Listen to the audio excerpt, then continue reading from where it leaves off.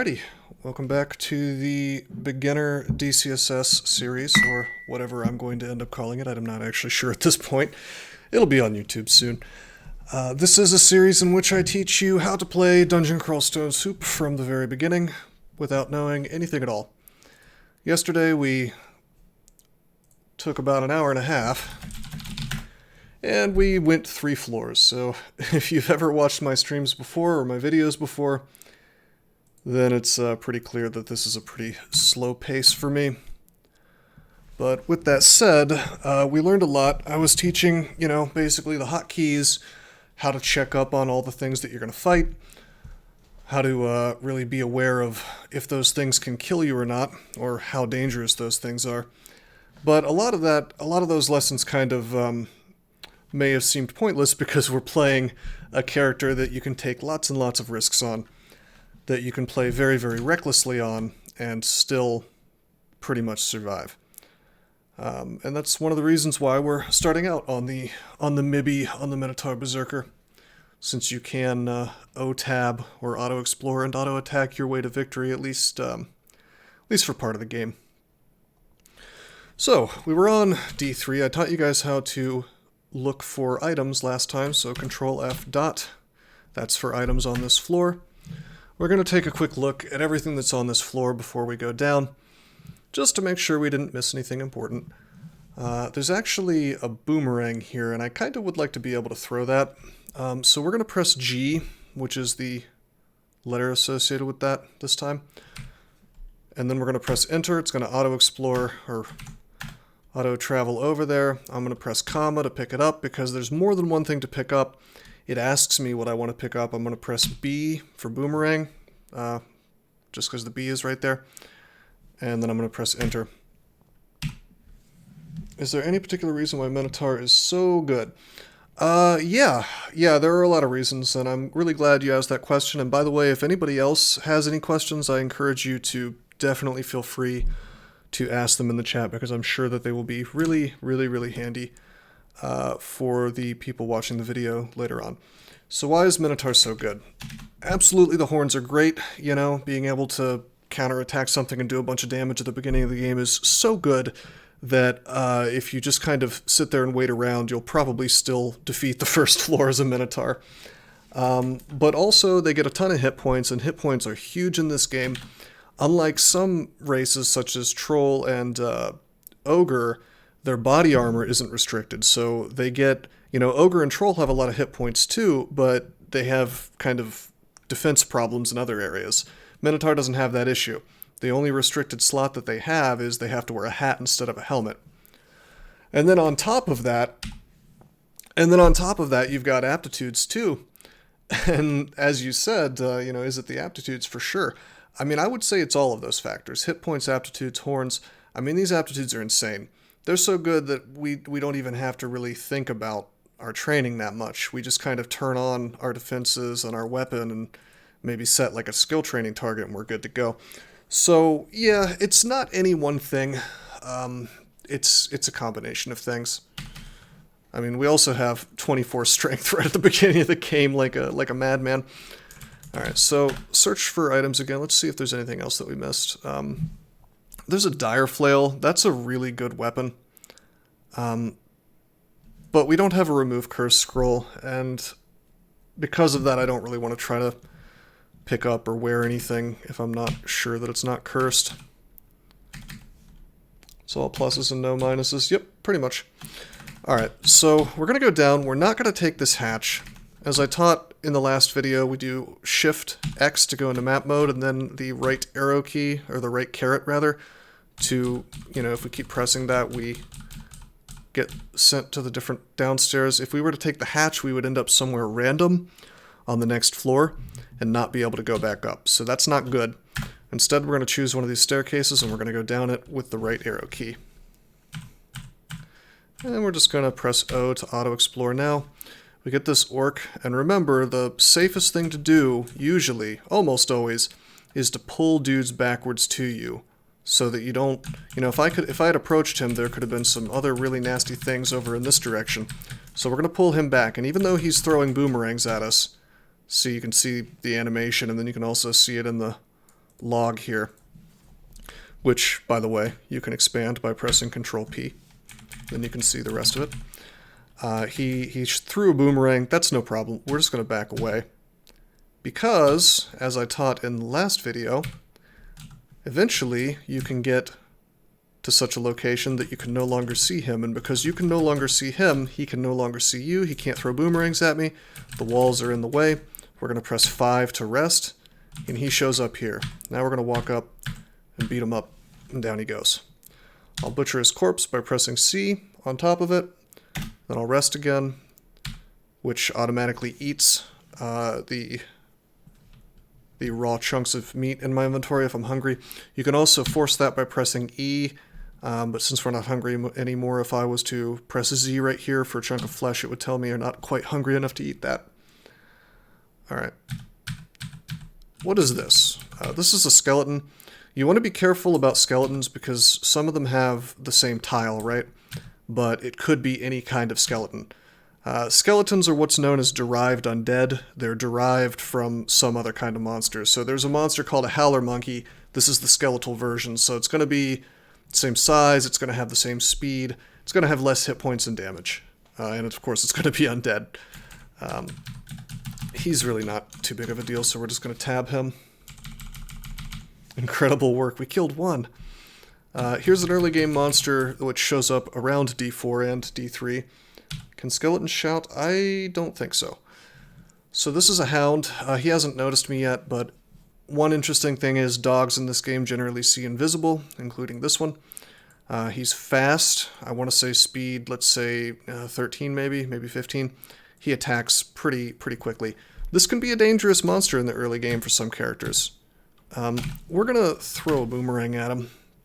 He barked, and you'll notice we heard 3 shouts. It says you hear a shout at the bottom here, X3.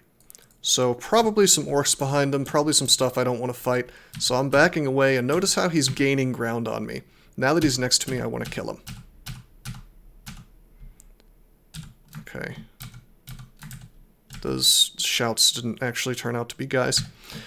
Alright, so there's some boots on the ground here. These are blue, so this means they're either enchanted or cursed, but the thing is that since we only have a +0 pair of boots, there's almost no reason for us not to go ahead and try these on, because even if they're cursed, it's like, alright, whatever, that just means I won't be able to take them off. So I'm pressing the capital W key for wear, and I'm going to press comma to wear the thing off the floor, and it turns out it's a +1 pair of boots, which means it's worth 1 more AC. There's no reason for me to carry around this other pair of boots anymore, so I'm going to press D for drop. I can scroll up and down my inventory menu just with the arrow keys. I see that the +0 pair of boots is on the V key. I'm going to press V. I'm going to press Enter. Raw Fear said boots of speed, Pog. It would have been nice if they were the boots of speed, or actually called the boots of running, but instead it's just a generic +1 boots. But hey, I'll take the extra AC.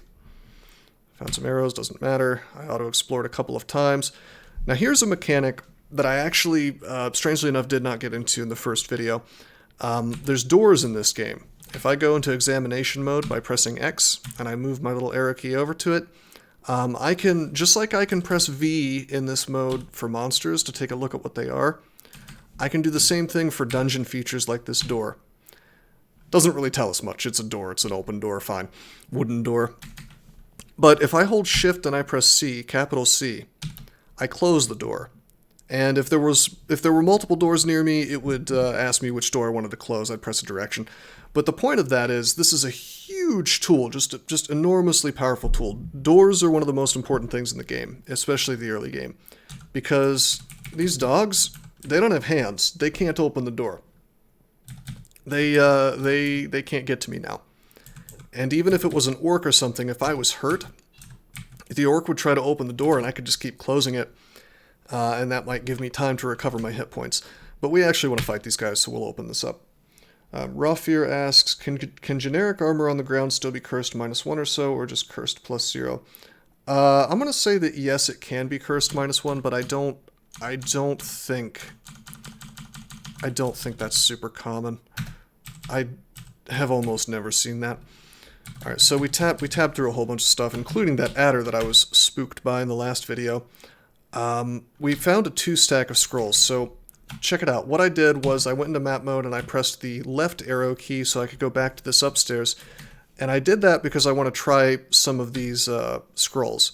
Now this is a good thing to do because, well, it's not important now because teleport is already identified, but if it hadn't been, then we would be running the risk of the teleport kicking in as we identify these scrolls by reading them.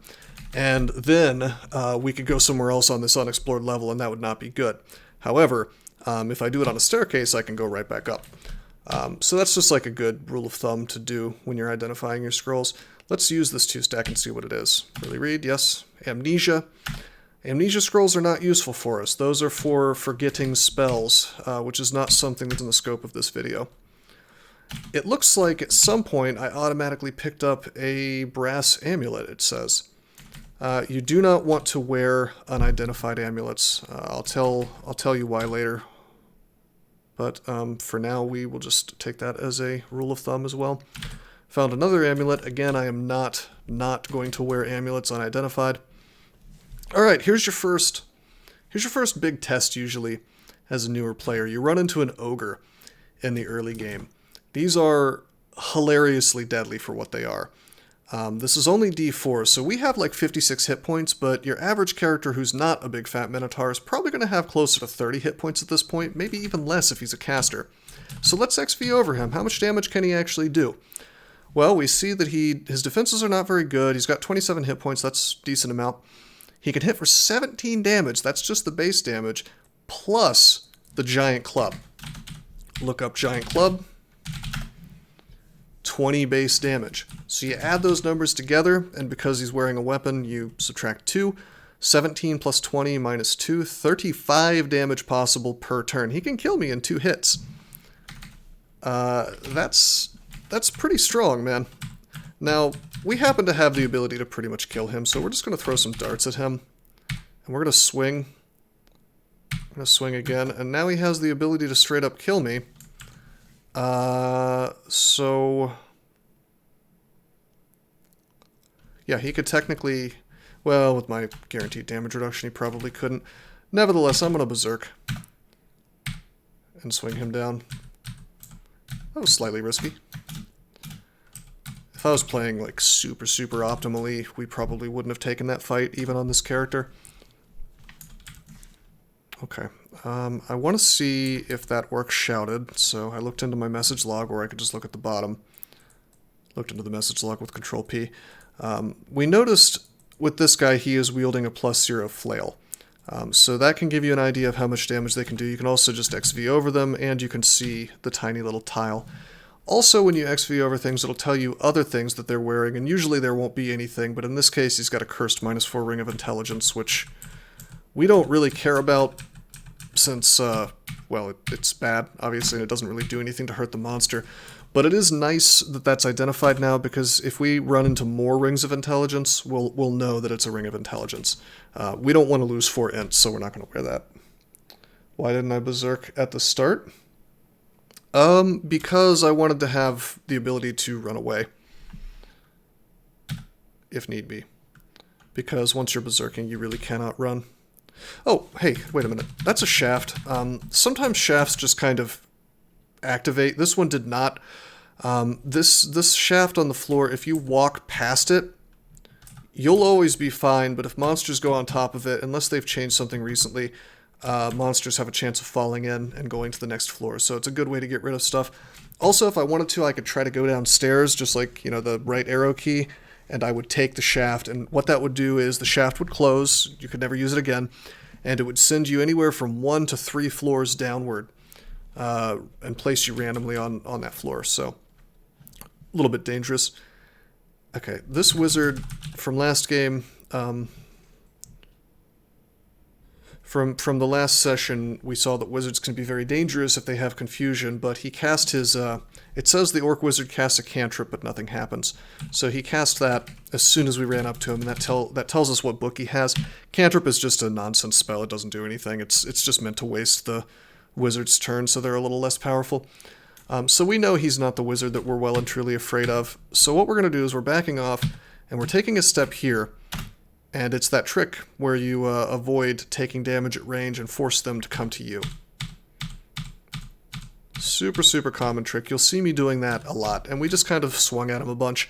We're a little bit hurt. Why don't we go up and rest, come back down.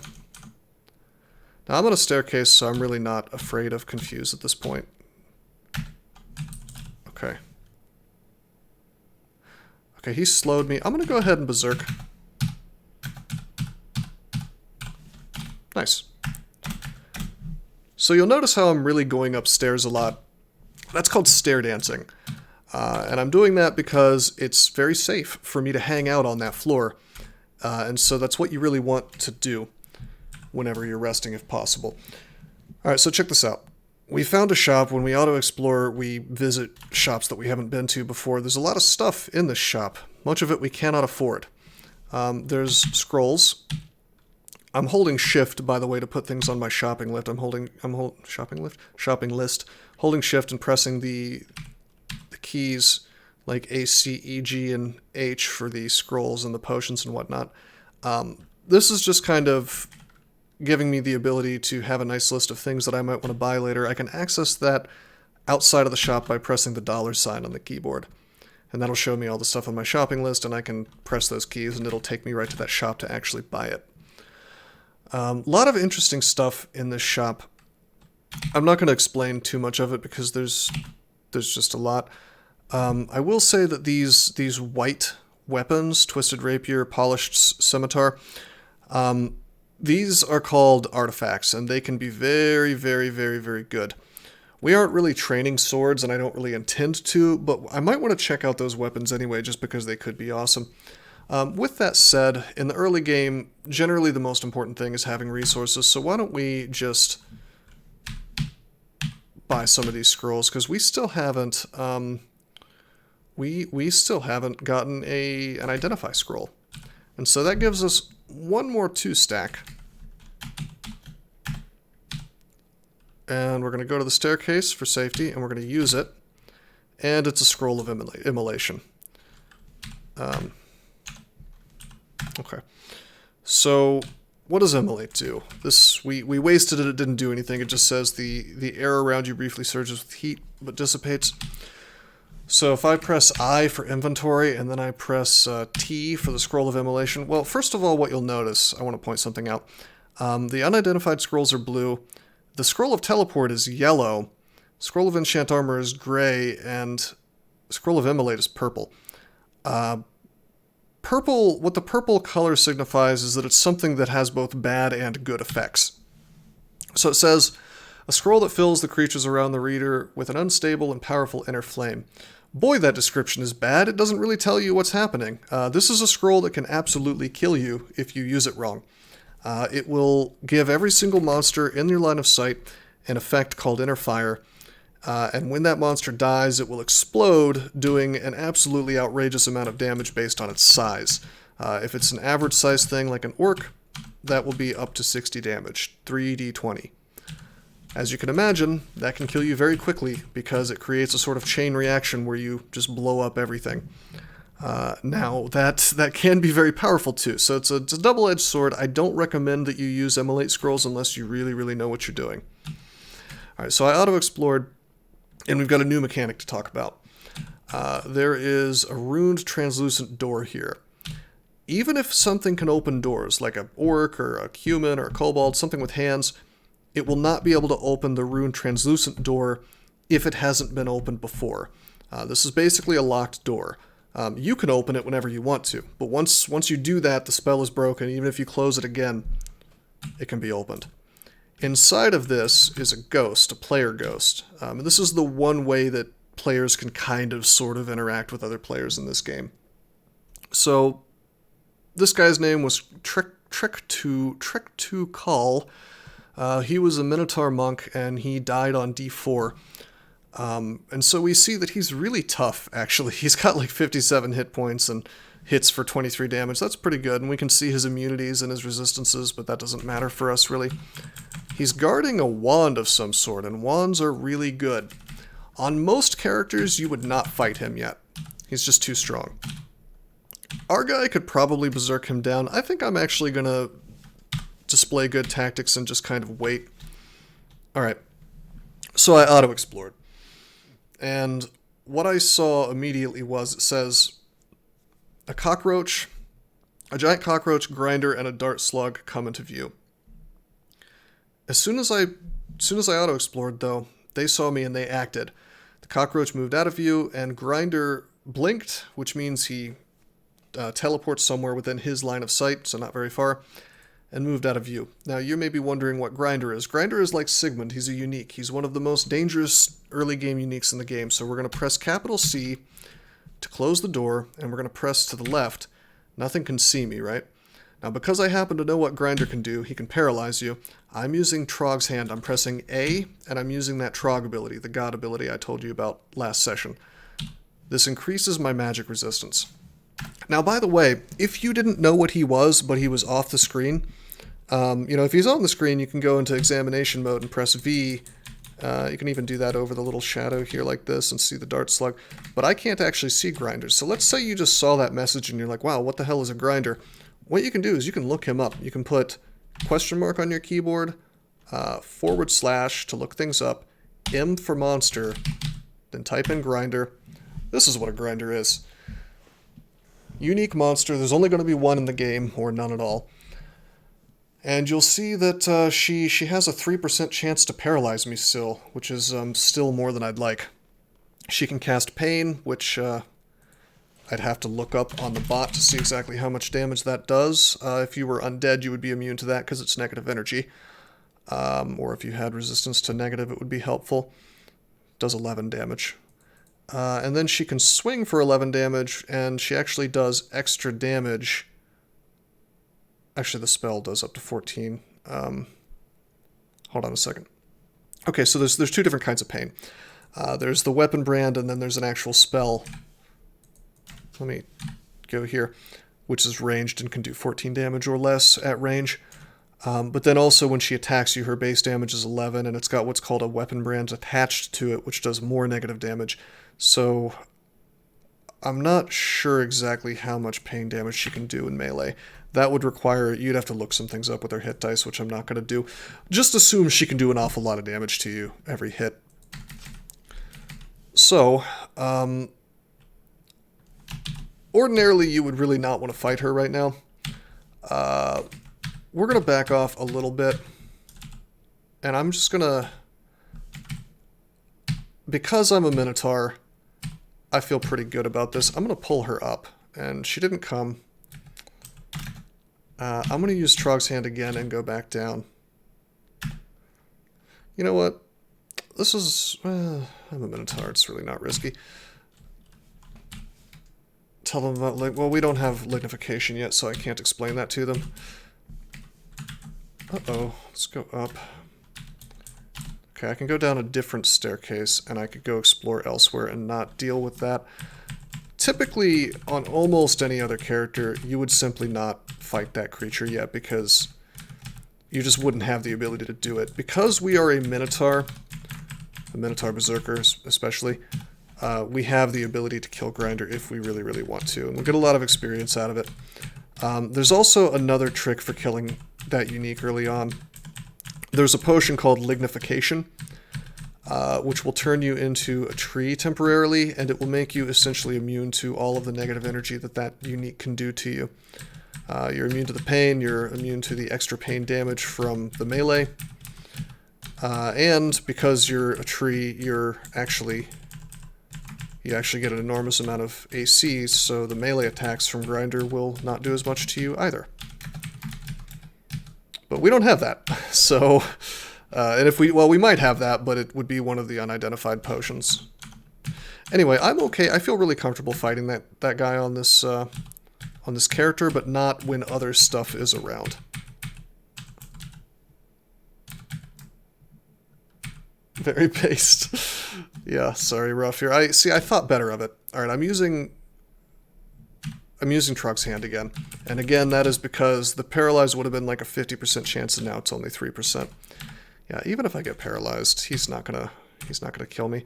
Let's just melee him down. Now, I'm not berserking because he blinks, and so if he blinks and I've berserked, then that's very bad for me. Because then I'm stuck trying to walk hold on. Let's go up. Wait out that poison. Go back down. Trog's Hand again. I'm stealing my own piety a bit. Try to melee him down. Now we could throw stuff instead of approaching him, and I think I'm gonna. Okay, we killed him. Actually didn't level up that much. We're higher level than I thought. We're level 7.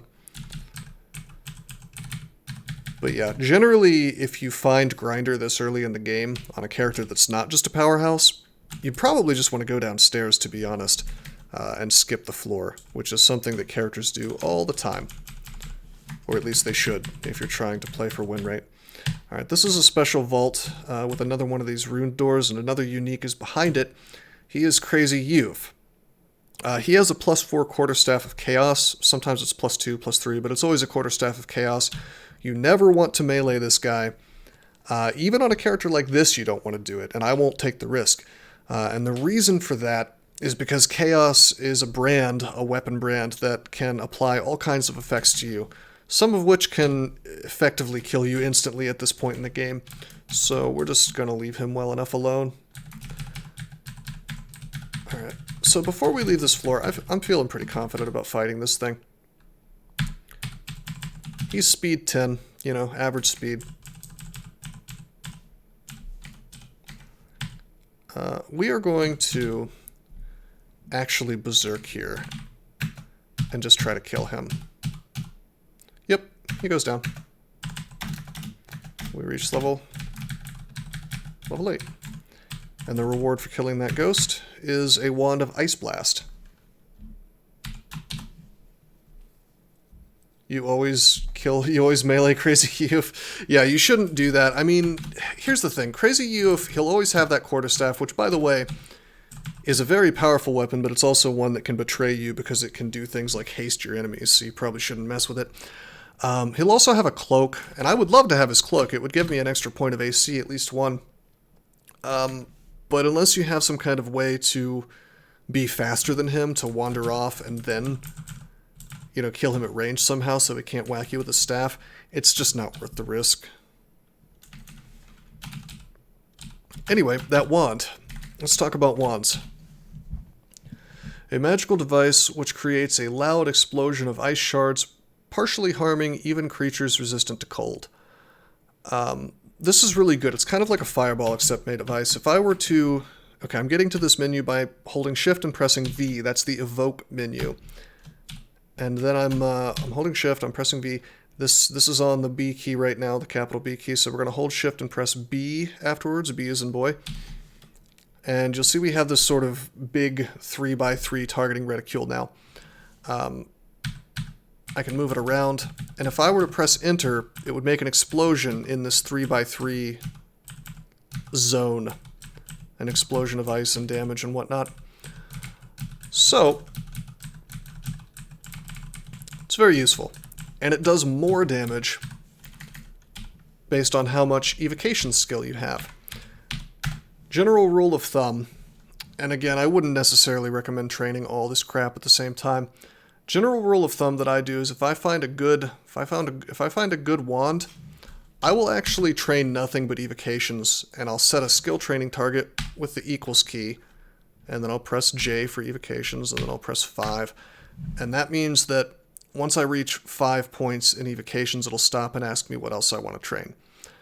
This is so powerful. Even though my aptitude is negative, this is incredibly strong. It's just really, really, really good to have access to wands. And I can use it without any evocation skill, but the fact that I get so much more damage out of it, or more efficacy, you know, because some wands don't do damage, but still benefit from evocation skill. So basically, this is just a good rule of thumb. Go to 5 evocations if you find a decent wand, and you generally will not be disappointed. I won't necessarily always drop everything like I am right now and do it, but I am going to do that right now just to sort of demonstrate decent tactics. Before we go to the next floor, I want to press the $sign and press A to go back over to this shop, and I want to, because the stuff is already on my list, I can just press Enter, and I've purchased the potions. Sadly, no 2 stacks. Amazingly, no Identify either. Identify scrolls, so just have to live without that. Let's go downstairs. I'm going to auto-explore a bit. This is an adder. We'll back off and fight it. It's a Quacko. We've already seen these. Cockroach, already seen that. Eat him. There's a magical robe of some sort here. We don't really care about robes, so it's just light armor. So even if it was enchanted, we wouldn't care too much, most likely. There's a buckler here. That's a type of shield. It's the smallest shield. I don't care if it's cursed. I really want that item. So we're going to capital W for wear, comma to wear it off the ground. It turns out it's a +0 uncursed buckler. Let's press I for inventory and then capital F because that's where the buckler ended up. To take a look at what exactly this does. Now this gives us SH, shield rating. You'll notice a couple things here. First of all, it says skill to remove penalty. Shields will impede certain things about your character. They'll reduce your evasion, your spellcasting ability, and your attack speed. Obviously, we don't want any of those things impeded. Don't really care about spellcasting ability, because we're a Trog worshiper, but everything else is important. But the skill to remove the penalty entirely is very small, so why don't we train shields with our beautiful +2 aptitude. We'll turn that on at the same time as evocations, and I'm going to set a skill training target of 4 there. Having a shield is unbelievably good. Even though it slows down my attack a bit, as long as I'm attacking... I'm attacking the empty air right now. As long as I'm attacking at less than 1 speed, it looks like I'm still attacking at 0.09, or 0.9 rather. As long as I'm attacking at less than 1 speed, then I'm pretty much good to go, because that means that average speed enemies cannot get extra attacks on me. I just auto-explored and we ran into what is probably one of the most dangerous early game enemies in the game, although we're late enough in the game that it's not that risky. Why skill of 4? No problem, Con Badger. I can explain again. How you doing, man? Please feel free to ask any questions you want. The question I'm asking right now is... Okay, why is that highlighted? Okay. So the reason why skill 4 is because bucklers, as the smallest type of shield, happen to have a skill to remove penalty of 4. So once I reach 4 in my shields, it will no longer impede my evasion, my spellcasting ability, or my attack speed. And as I increase shields approaching 4, it'll reduce those things, you know, a percentage. But it'll completely go away once I hit 4. Larger shields require more shield skill to eliminate the penalty. So anyway, back to this centaur.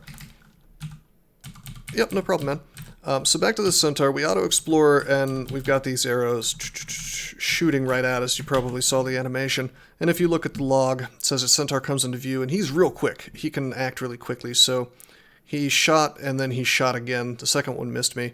First one hit me. Here's the trick with centaurs. They're a courage check, basically. You run up to them, and then they will stop using their bows, which means they'll only hit for their 10 damage, which is still quite good. But less than if they're using their bow. If I go here, 1, 2, 3, that's 3 moves to him, and he may approach me as he shoots at me, or he may not. I think what we're going to do instead of approaching him this time is we happen to have really good positioning. So I'm not in map mode, I'm in examination mode, right? I hit X, and I looked at him, and I did that with V. But if you recall, something else I showed you that you can do in examination mode is the exclusions. I press E here, and I see that if I were standing in this location, all these red spots are what my line of sight would be. Notice how I can't see him. I could move there, and then he wouldn't be able to see me. He would have to approach, and then he would be pretty close. But it's kind of the same problem because, well, he might just be smart enough to, like, show up right there and then shoot me all the way over there. So what we're going to do instead of trying that, instead of trying to be clever, we're just going to run right up on him. So we go up, he approaches us, nice of him. We start swinging, and you'll notice he unwields his +0 short bow and starts kicking at me. And we'll just melee him down, because he's still dangerous, but much less so for this character when he's not got his bow. Auto-explore and tab. I'm going to explain a little less as we go along if it's monsters that we've already seen or things that we've already seen. This is just a leopard gecko zombie. We fought those. There's a Naga barding on the ground here. Not important for this character, but if I was the Naga species, that would be a real nice thing to find.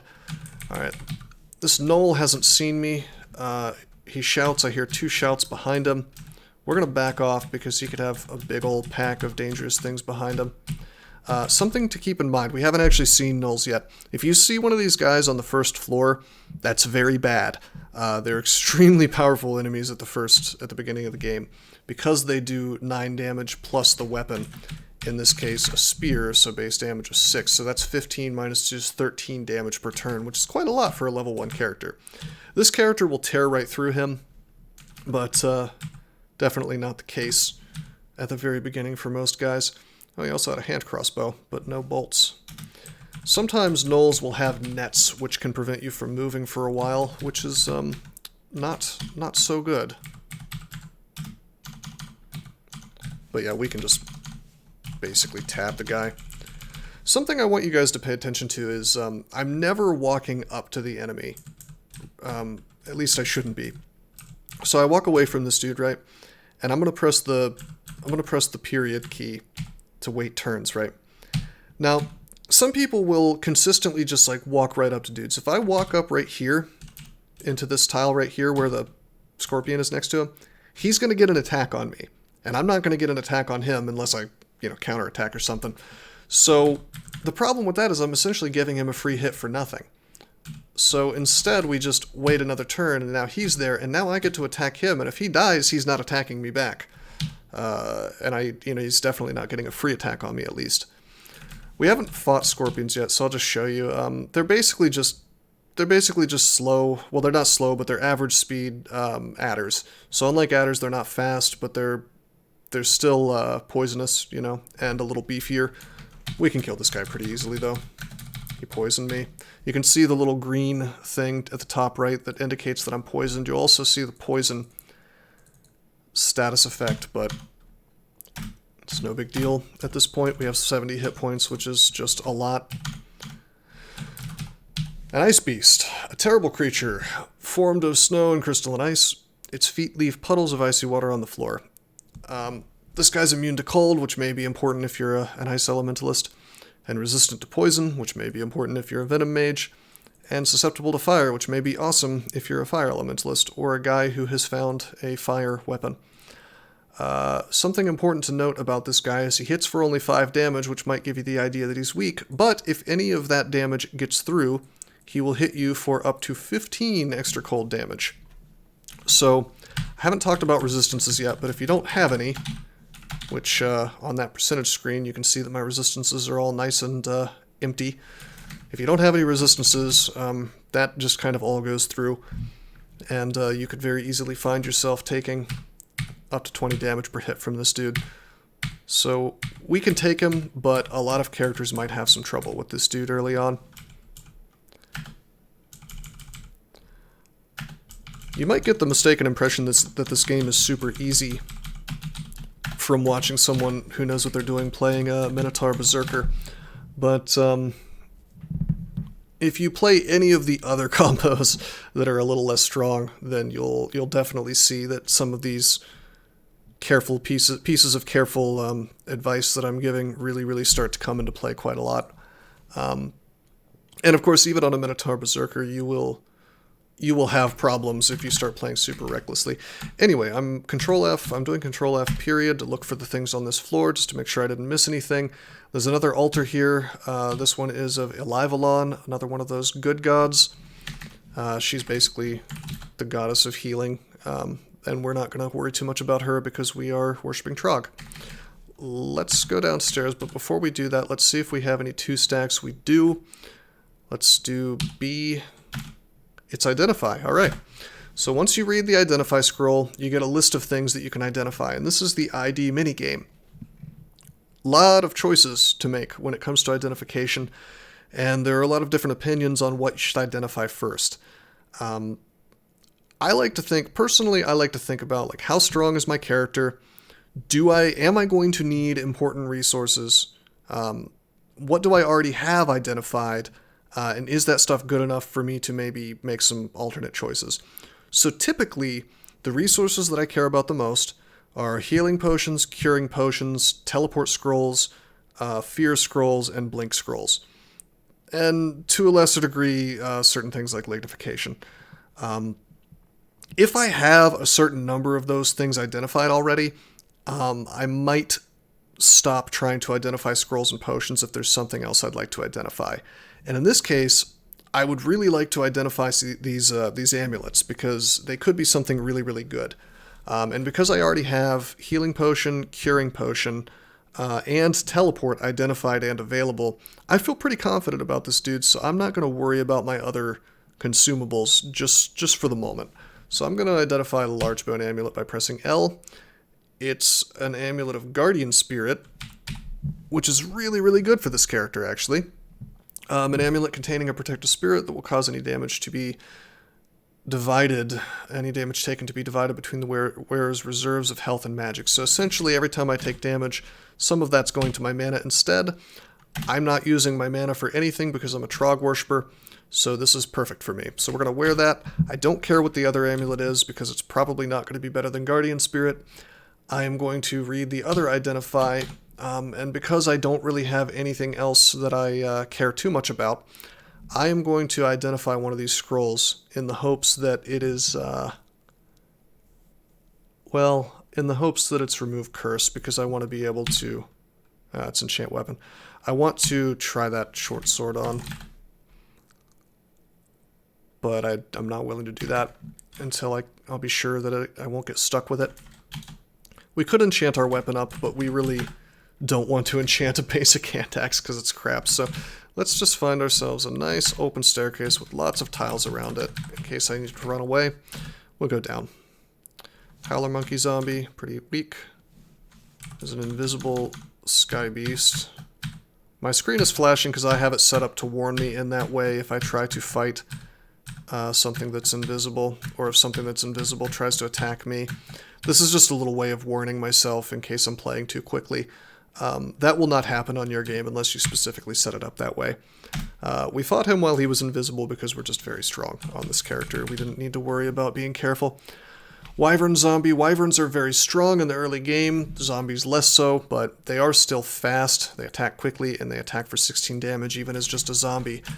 The real Wyvern attacks for 20 damage, has 27 hit points, and I think is a little bit faster, so this is an enemy you want to be careful of. Look how much damage he's doing to me. He's actually taken me down to half health, so I'm going to Berserk and finish his ass off.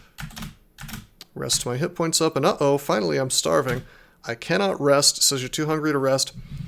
You can die if you starve for too long. So now I'm going to eat one of my rations, and by doing that I'm just doing the E key and then C. These letters here will change based on, which game you're playing. C is just the item slot, basically, where this happened, where my rations happen to have landed.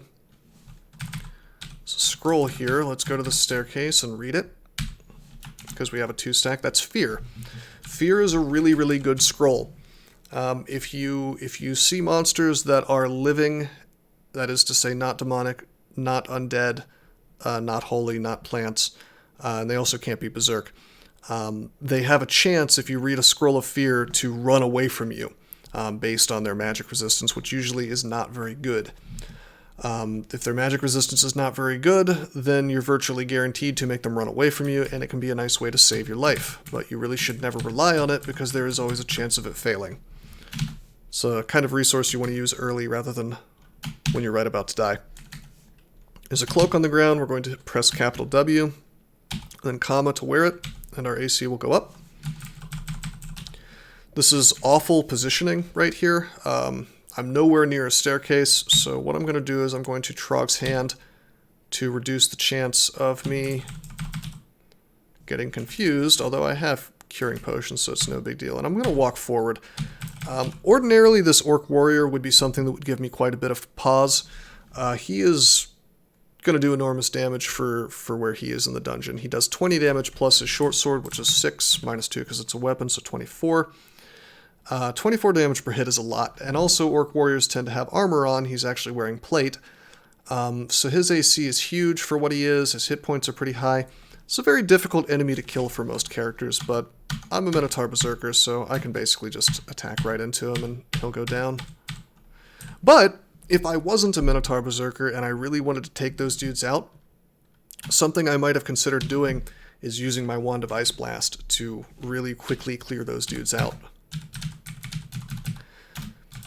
Alright, so he has a cursed plate armor. Now, cursing doesn't actually really do anything bad, except stop you from taking the armor off, and I would rather have a cursed +0 plate armor, which has a base armor rating of 10, than a +1 chainmail, which has a base armor rating of 8. Our EV goes down by 1, and our AC goes up by 2. And I can't take this plate armor off until I find a remove curse scroll, which is really no big deal. Plate is basically your best armor for almost any character. That's a good rule of thumb. It's not always true, but sometimes. We found gloves. We're going to press capital W while on top of them, press comma to wear them. Looking pretty good. Looking pretty good in terms of our equipment. We just need rings and a hat now if we want to fill out our equipment slots. Oh, hello. Look at all these friends. Alright, so this guy has a Trident of Protection, so he's going to have higher AC than your usual priest. They can do a smite spell, which even if there's things between you and the priest, he can still hit you with it. And it does anywhere from, I think, 7 to 17 damage per turn. So if he decides to smite you every single turn, you're in trouble. Priests can also cast a pain spell and heal their buddies, but that's not really something you need to worry about. We got this Orc Warrior with his Halberd. Halberds do a lot of damage. That's 13 damage, so subtract 2, 11 plus 20 is 31 damage per turn. That's a lot at this point in the game. And then, of course, we've got our Orc Wizard problem here again as well. So, what I'm going to do is I'm going to take a step back. I'm going to Trog's Hand so I don't get confused. I actually waited a turn, but this damn priest was clever, and they will be clever sometimes, and he came into view from way over here. So I wasn't really able to abuse the rock wall the way I wanted to. We're going to close this door. Something opened it. I'm actually just going to zerk these things down. Not going to lie. I think I went invisible, but we killed him anyway. I'm a little confused. Okay, I'm going to wait out this slow. Oh, uh-oh. Okay, so this is a great example, and I actually almost wanted this to happen so I could show it. This is a great example of bad things that can happen when you use Berserk right out in the open, not in a controlled situation.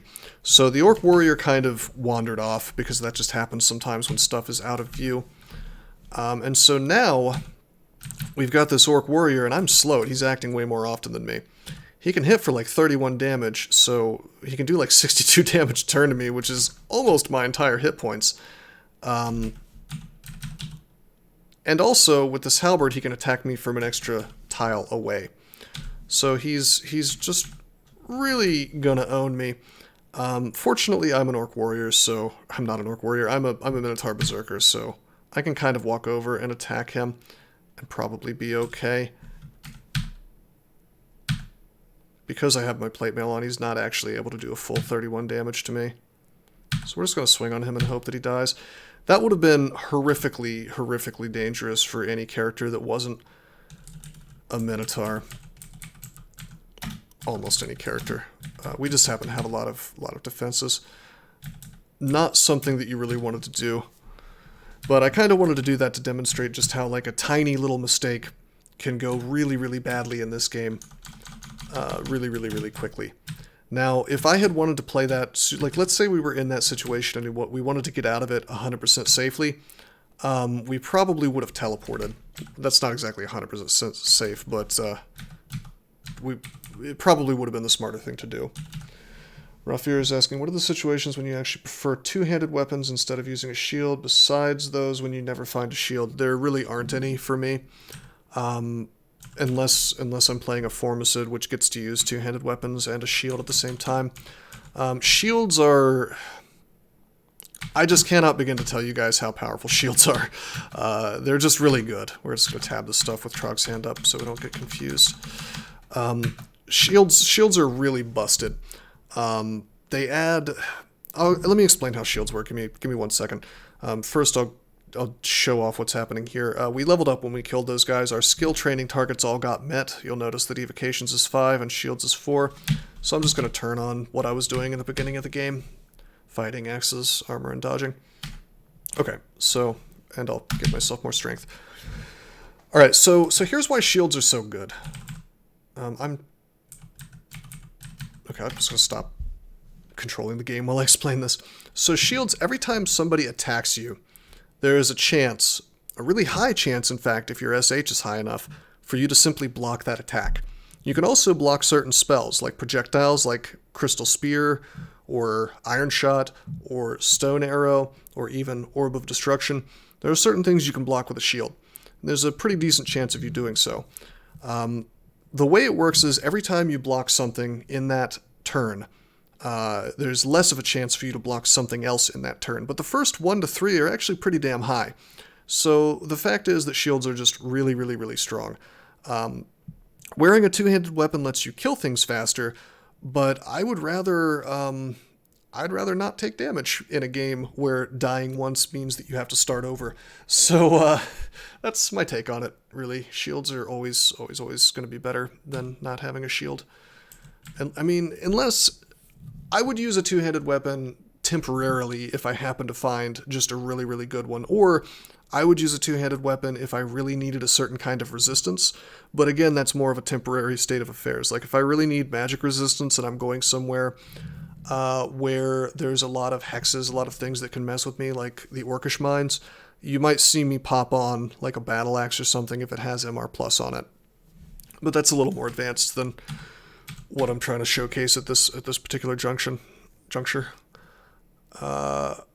Anyway, so I have these two orcs approaching, and you'll notice that it says he has a +1 whip of venom. If this was earlier in the game, I would be really afraid of that, but I'm not. I'm going to pick up this whip. That is a really, really good weapon, actually, for the early game. In fact, I'm going to wear it. The way I did that was the lowercase w for wield, after I picked it up with comma. And there's my whip of venom. I can press star and then a direction to attack into the air, just to see how fast that is. It says 0.9, and 0.9 is pretty good. So that's attacking faster than it would be because I have cross-training, because I've trained axes, and training axes gives you a little bit of automatic training in maces and flails. So we're not going to use this whip forever, but it is quite good.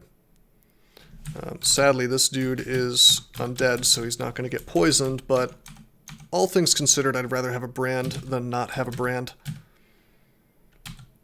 This thing here is an alarm trap. If you see this, be advised that if you walk on it, or if an enemy walks on it while you're in the line of sight, you will get marked. And what that means is that everything on the floor will know where you are and will chase your ass down in a merry group intent on your death. So it's a good thing to get off the floor if that happens. Ideally to a floor where there are no monsters, like upstairs. Alright, this is a very strong enemy, plus, let's see, 16 hit points, 15 damage.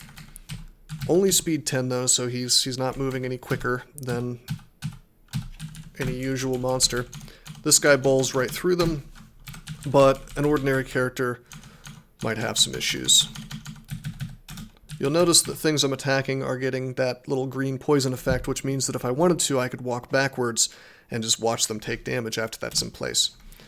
We found a wand. It's a wand of enslavement, which does pretty much exactly what you might think it does. I'm going to press V, capital V that is, for evoke. Then I'm going to press K because that's where the wand is, and I'm going to demonstrate how this works. So you get this little targeting reticule. It's like a little bolt, fine.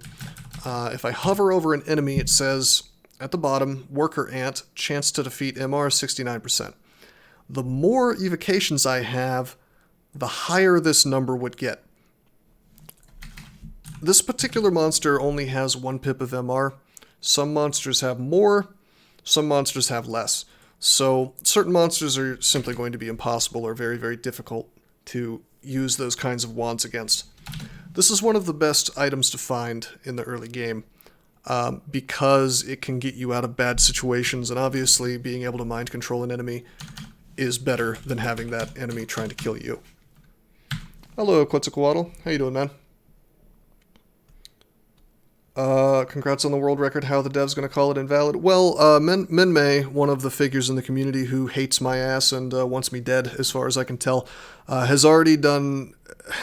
Well, what is that person saying? The streak doesn't count, according to this person, because it was done too late. Oh, hey, thanks for the sub, man. Supposedly, according to this person, and by the way, this person is wrong, the older versions of Crawl were harder, is what they're saying. So suddenly you can't... Streaking is easy now, so they say. Despite the fact that, like, this game has a win rate of an overall win rate of something like 3%. But yeah, that's the story there to answer your question.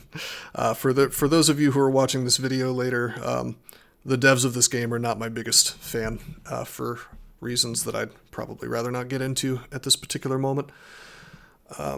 Anyway, yeah, I appreciate the sub, buddy. Check this out. We just found another wand. This floor has been very wand heavy.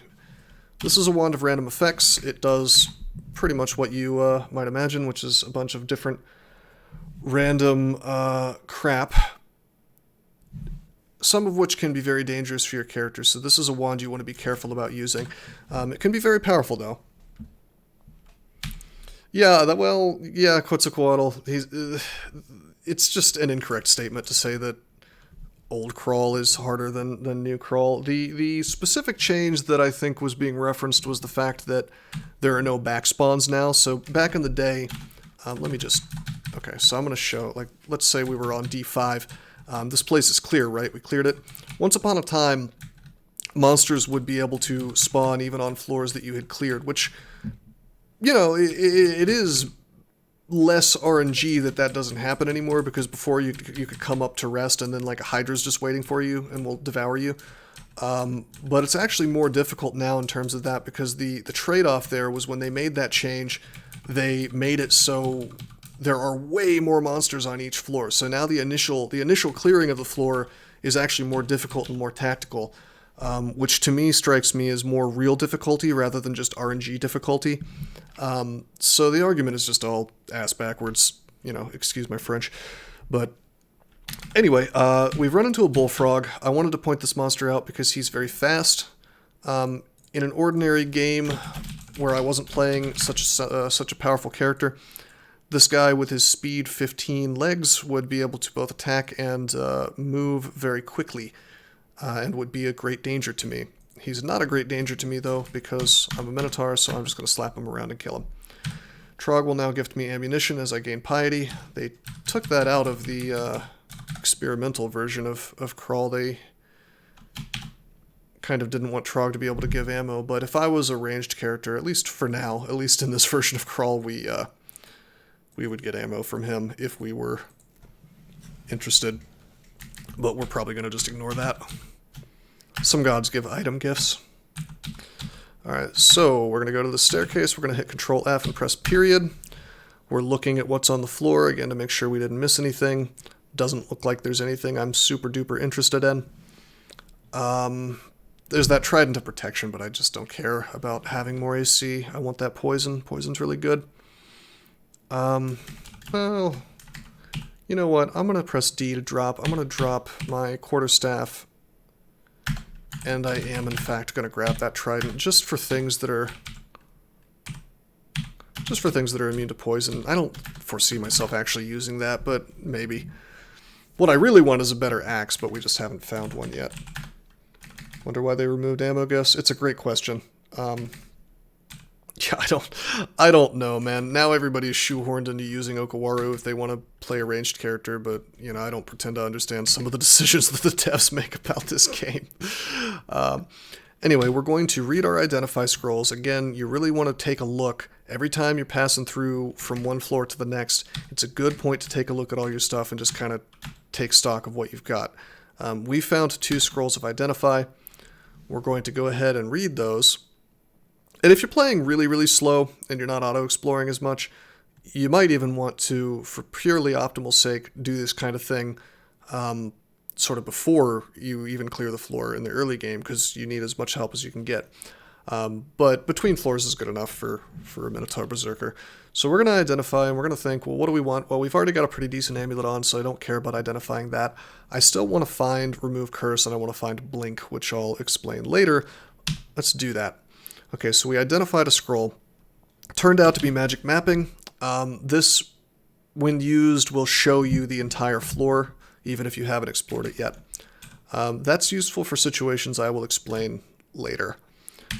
As you will use our second identify scroll right now on another scroll.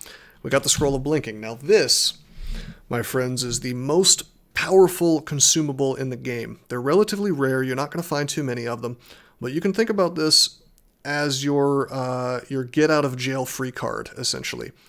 It says a scroll that allows its reader to teleport a short distance with precise control. Be wary that controlled teleports will cause the subject to become contaminated with magical energy. Don't worry about that. That's not important for now. That second sentence. What's important is, alright, so let's go to read it.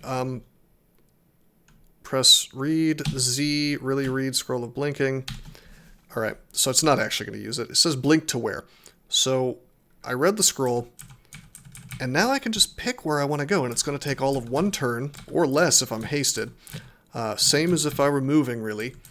And I just will poof. I'll just go from here, and then kapoof, boom, and I'll appear wherever that yellow square is. Anywhere in my line of sight. Instantly. Guaranteed. There's really very few things in the game, other than Constrict, that will stop you or have a chance of stopping you from doing this. So in a sense, it really is a get-out-of-jail-free card, and it can guarantee survival in situations that otherwise have a chance of killing you. Even better than the Fear Scroll in most situations, because, as I said, the Fear Scroll has a chance of failing, whereas the Blink Scroll does not, generally.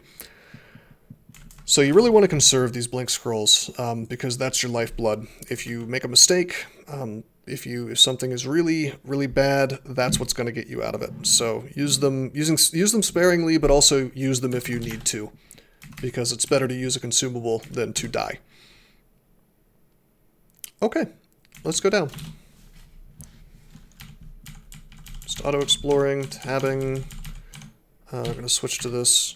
This is a hotkey. This is like a minor optimization, but pressing W to wield, you'll notice that A and B, on my A and B slots, are my two weapons that I'm kind of switching between. If you want to change the item slot that your stuff is on, I can press the equals key, I can press I for items, and if I were to press A for the trident, I could put that to whatever letter I wanted. So if I pressed C, it would be on the C slot, alright? And if I press the single quote to the left of my enter key, I switch between whatever is in my A slot and my B slot. So you notice I had like bread or something in my A slot there, so it didn't exactly switch to what I wanted, did it? So we're going to change this back to A. So now trident is on A, whip is on B, press the single quote, and I have my trident up, and then we'll just swing on this dude. And you'll notice that my AC is 24, which happens, I get an AC boost, a one-time AC boost every time I attack with the trident of protection, so it's alright. If I switch off of it, my AC goes back to 17. Alrighty, this is something I've been wanting to explain for a while. This is the Ecumenical Temple. It can show up anywhere from, I want to say, D4 to D8. It's ideal if you find it earlier. This is what's known as it's a branch, although it's not really a deep branch, it's only got one floor. It's a branch of the dungeon. So it says a staircase to the Ecumenical Temple. It'll be in every single one of your games. It functions like a downstairs, so we're going to go in with the right caret. And we go in, and this is very safe. There's no enemies here, so we can just auto-explore a bunch. And you'll notice what's on here if I search and press dot. It's a bunch of altars. So if you haven't found the god that you want, or a powerful god, or, whatever it is you're looking for, by the time you reach the temple, you'll probably find it in the temple. And there's some, you know, nitty-gritty rules about altar spawning and how that works, but basically you are guaranteed to see every god in the game except for one called Jivia by I think D9. So, or maybe it's D11. No, it's D9. Anyway, the point is, this is where the lion's share of the god altars will be. And this is pretty much irrelevant to us because we're worshipping Trog already. We started off that way due to being a berserker. But in my next tutorial, I'll probably get more into god choices and things like that. But for now, we just leave. We go back to D7 and we tab through, because we can kill all this stuff very easily. Venom's a really, really good brand, by the way. Half the times I attack, I will poison things. D9 for all except GV and Lagonu. Ah yeah, forgot about Lagonu. So I auto-explored here. A couple more altars here for different gods. And then there's also this imp. He's flashing when I go over him because I have a thing set up in my config file that makes that happen if something is carrying a wand. This is one of the more dangerous things in the game for a couple of reasons. Number one, early on, Crimson Imps themselves are really annoying because they heal quickly and they can blink around, and it's just kind of hard to kill them. But the fact that he has a wand, it's only a wand of flame, so I'm not worried, but you really want to be careful because if an enemy has a wand in the early game, some of them can just kill you in one hit, basically, which is something I've been trying to get the devs to fix for a long time, but they just won't do it. This guy is resistant to poison, so we're going to put on our trident. We're going to walk forward. He shoots his wand of flame at me, which ordinarily would be a little dangerous, you know, but I know it doesn't do too much damage, and he only had the one charge, so now we're just going to take his ass down, and he dies really quickly for me, because one, I'm a Minotaur Berserker, and two, this is D7. Here's our ogre, again something we want to be very careful about if we were a different kind of character. Let's back off now that he's poisoned, and he dies of the poison. Only 3 gods do not show up in the temple with certainty, Lagona, Jivia, and the... Oh yeah, Biog. Yeah, the Orcish god. I always forget about Biog because, well, only orcs can worship him. Alright, this is an interesting shop. Gunim's lightly used armory. So sometimes the shops are themed. This one is the lightly used armory, so if you look at these, the joke is that these are all like well-worn weapons, so they start with a penalty. But they're also end-game types, so Executioner's Axe is the biggest axe in the game. I don't really want it because it's two-handed and attacks very slowly, and I like my shields. Longbow's the biggest bow. Demon Whip is the best one-handed mace. Evening Star is, well, Whip is the fastest one-handed mace and flail. Evening Star is the highest damage one-handed mace and flail. There's a quick blade here, which is the best short blade in the game, and there's a Bardich, which is the biggest and most damaging polearm in the game, although not necessarily the best. I don't particularly care about any of this. If I really was desperate, we could start going for... We could start using probably the Demon Whip right now would be the smart play for this character if we didn't know already that we could stick it out and go for an axe. Plus we have a brand already on this whip, so I don't need to worry about that, but it would have been a very interesting shop, perhaps on a different character. Okay, Control F dot, looking around, don't see anything really that interesting. I want to look at that old shop again. There were these artifact scimitar, the artifact scimitar and rapier I wanted to check out at some point. We could go ahead and do that, but we still don't have remove curse, so there's no reason to do it until we do. There's a 2 stack of scrolls. Let's see what it is. Ah, there's remove curse. Remove curse will remove every single curse on every single piece of equipment you're wearing, so that plate armor that was cursed previously no longer is. I'm going to do Control F gold to show me things that cost gold. That'll show me things across floors, by the way. I'm actually going to go ahead... I don't know, man. There's no cross-training, but there are reasons I would want to do this. Let's go ahead and go to this shop and purchase the scimitar. We're going to find out what it is by wearing it. Wow, that's really good. So a scimitar is not a very good weapon in terms of its base damage. It's only 11. It's quite good for this point of the game, and it's +8, which is incredible for this point of the game. If I had found this weapon on any other character, I would be ecstatic. I'm ecstatic now, I guess, but this would have virtually guaranteed my ability to get to the late game without too much trouble. Unfortunately, this guy has trained an awful lot of axes, so I don't really want to stop doing that, because I hate long blades as a general rule. They're just not very good. I think what I'm going to do, though, is I am going to train a little bit of long blades, because this is good enough that it should be, I mean, it's optimal for me to do it. And plus my aptitude is so good that getting it just a little bit trained is not really expensive at all. So we notice that it's attacking at 1.4 speed. I just want to get it to 1.0 speed, so it takes 2 skill for every 0.1 to go down. We need to go down 0.4, so we're going to take it to target 8, and we'll fly right up to that.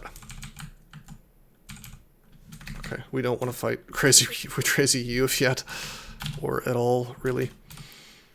Okay, I'm doing Control O to see this map. That's not what I'm trying to show. I'm doing Control G to auto-explore to back to where I was. So we're going to go back to D8. And we see that we have killer bees. Hello, killer bees.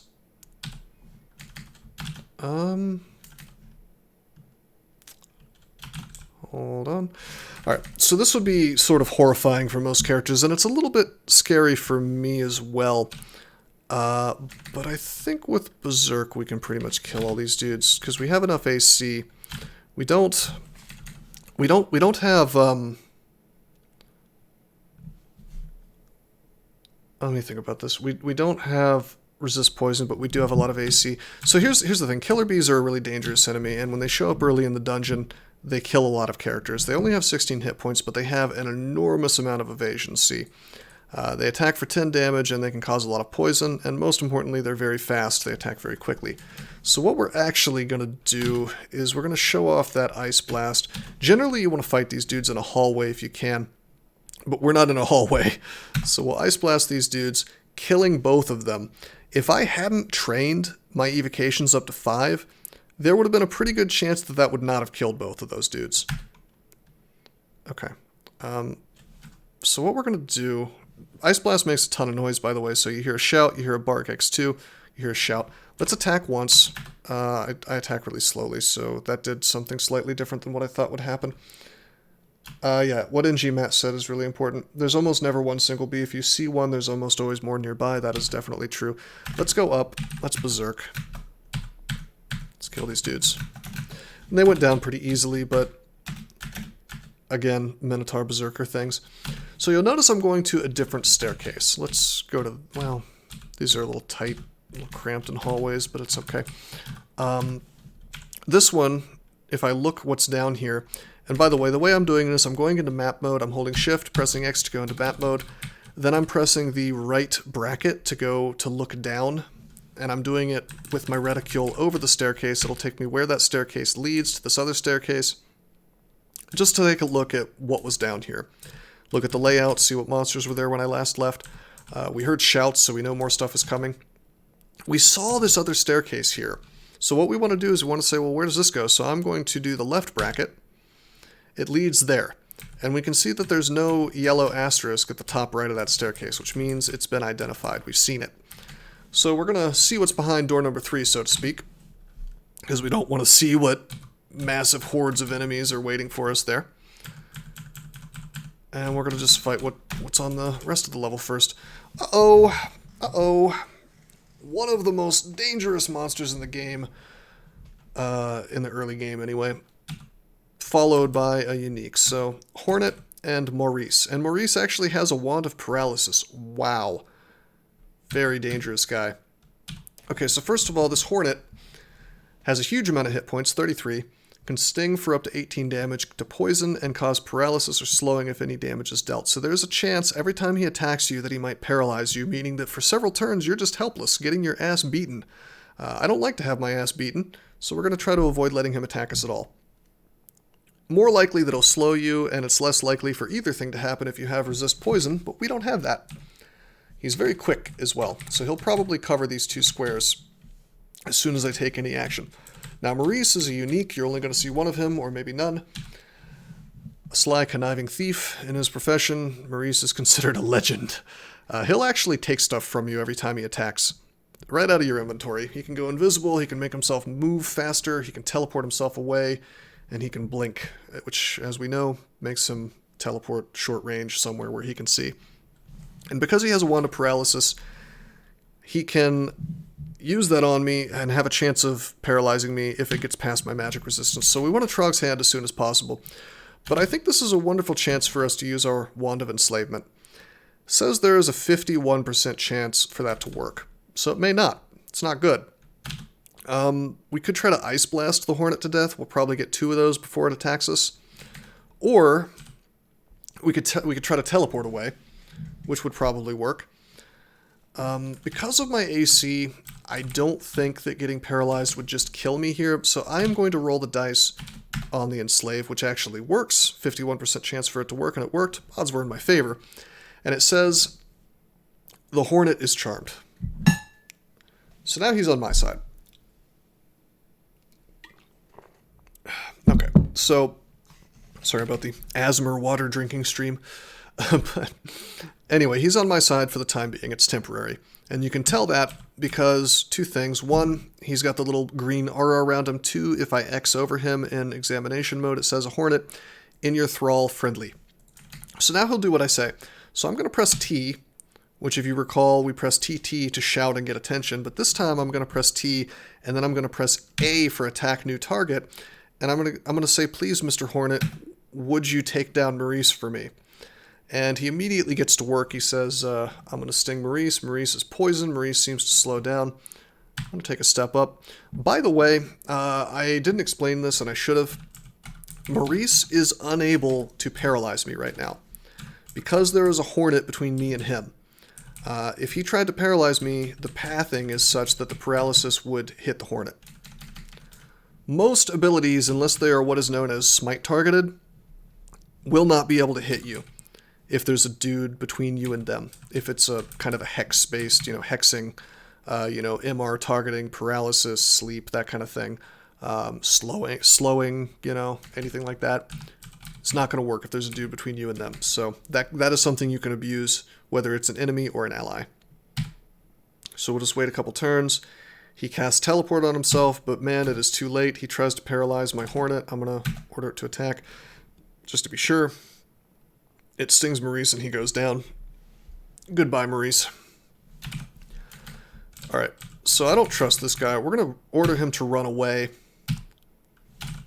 Okay. Now, something we notice is that he's susceptible to poison, so I ordered him to run. I did that with T and R, and then I chose the square I wanted him to run to. And now that he's at the furthest part of my vision, I'm going to press capital F. I'm going to press N for poison darts.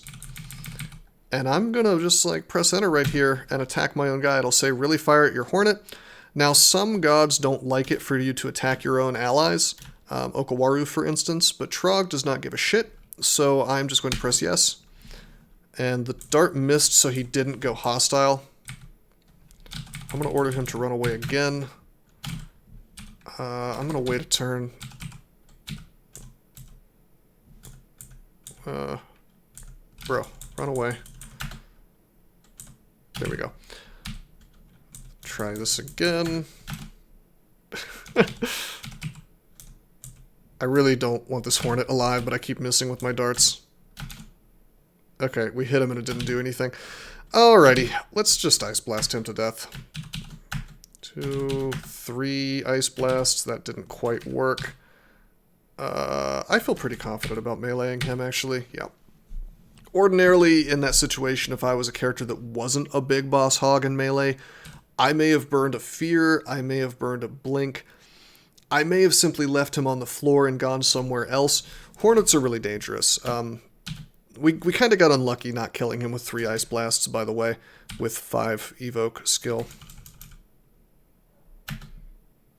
By the way, Maurice did not use all the charges on his Wand of Paralysis. There is a Battle Axe there, but it's just a generic one, and it's two-handed, so we're just going to stick with our outrageously powerful Scimitar here. Okay. This is a Phantom. We haven't seen him yet. He just has a lot of hit points, and it's kind of hard to kill, and he'll attack you for 10 damage and then blink around. They can be kind of annoying to kill, but won't be for this character. This is a check of your sanity. Two-headed Ogre will start showing up around D8. They actually get several attacks, okay? So they can attack with 1 giant spiked club. This one happens to have a giant spiked club and then a giant club. So 15 damage with their main hand. Add the giant spiked club, which is 22. Subtract 2 for weapon. 20 plus 15 is 35 damage. And then same we have for the offhand. He kind of has the same weapon except 2 less damage, but then his base damage on his other attack is 20. 20 plus 20 for giant club minus 2 is 38. 38 plus the first attack of 35 is 68 plus 5 is 73 damage possible. That's a lot of damage per hit. Now that's just the maximum, but I like to think about the maximum. It matters, doesn't it? Since he can hit me for 73 damage, I probably don't want to fight him. I stand an almost 100% chance of killing him if I were to berserk and just swing into him, though. I don't attack for... Yeah, I attack at 1.1. Dang. Okay, we're just gonna... We're gonna try to paralyze him. 43%. It actually worked. Okay. We'll just walk right up and kill him. See those ZZZs? That means he's either sleeping or paralyzed. If I X over him, it says paralyzed, and so we swing on him, and he dies quite easily. We're now attacking at 1.0 speed with the Scimitar, so because I'm satisfied with that for the time being, until I find a well and truly amazing end-game weapon, I'm not going to devote myself to longswords. You know, even though I've trained a little bit more than I would like in them, I really like axes, and they are the best weapon in the game, typically. So we're going to just keep training fighting, armor, and dodging, which will give us more hit points. The fighting will actually give us more damage and accuracy as well. Armor and dodging will give me more AC and more EV. And I'm just setting skill targets to 10, just kind of because that'll give me an idea. Once I reach that, I can kind of reevaluate what I want to be training. I'm doing that with the equals key. If you recall, that's how you set a skill training target. Just a single B is nothing to worry about for this character. It might be if you were a caster or something, so that's something to keep in mind. This character can tab right through all of this. This is a big kobold. It's just a beefier kobold, nothing to really worry about.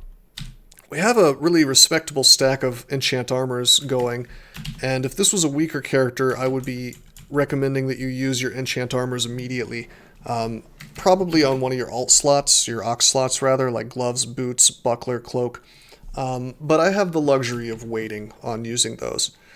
We just found a shop, Gura's Distillery. Remember how I said if you buy something that's unidentified, it will actually identify it for you. There are a lot of really wonderful potions in here. We can afford none of them. Later I will explain what some of those do. Why don't we cast a Scroll of Identify?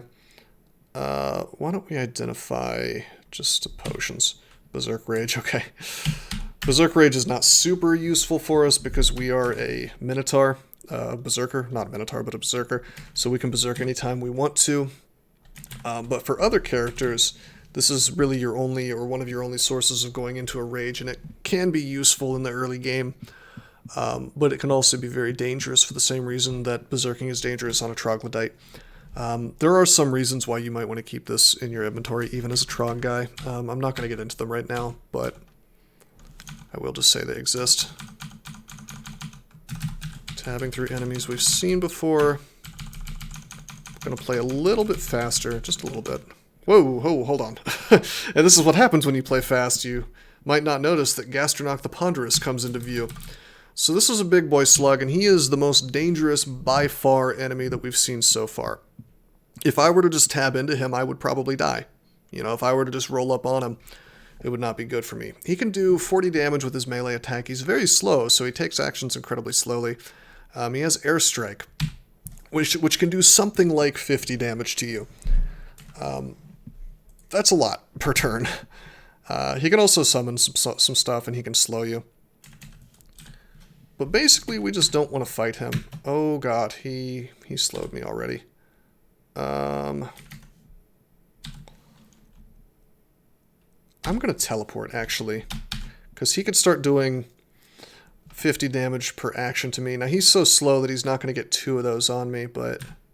Alright, we took a step, and the teleport kicked in. Very good. We're going to rest on this hatch in case we need to escape. We don't really have the ability to kill him right now safely. So I used my teleport just to get out of that situation. He has 150 hit points. That's, if you recall, way more than anything we've seen so far. There are some tricks I could use to maybe engineer his death, but none of them... Yeah, none of them are really that good. We could just berserk and try to go for it, and it might work. It would probably... Actually, if I berserked at the right positioning, it would probably work, but...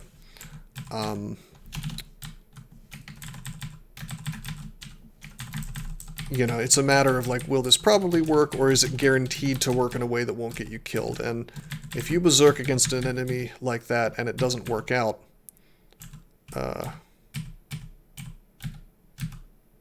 trying to juke him so I can explore the rest of the floor. Yeah, there we go. He's quite slow, so... he's not exactly going to catch me. But I'm not going to pick anything up. I'm not going to auto-explore. Hello. This is a dead end. And I don't have any... I'm going to close that door. I'm not sure if you can open doors or not. Anyway, we're just going to kill this stuff. Hogs and... yaks are just big balls of damage and hit points, really. Hogs are fast. They can attack quicker. Oh, he can open doors. Alright, I've made a mistake. We're going to burn another telly. Just waiting. Okay, he airstriked me, and then we're going to leave. Okay, so this is a great example of not fighting an enemy that otherwise will just kill you if you try to engage him too much. The reason why I explored the rest of the floor is because we are just deep enough in the dungeon that a place called the Lair could spawn on this floor. It can spawn anywhere from D8 to D11, and as soon as you find the Lair, typically you want to go into the Lair.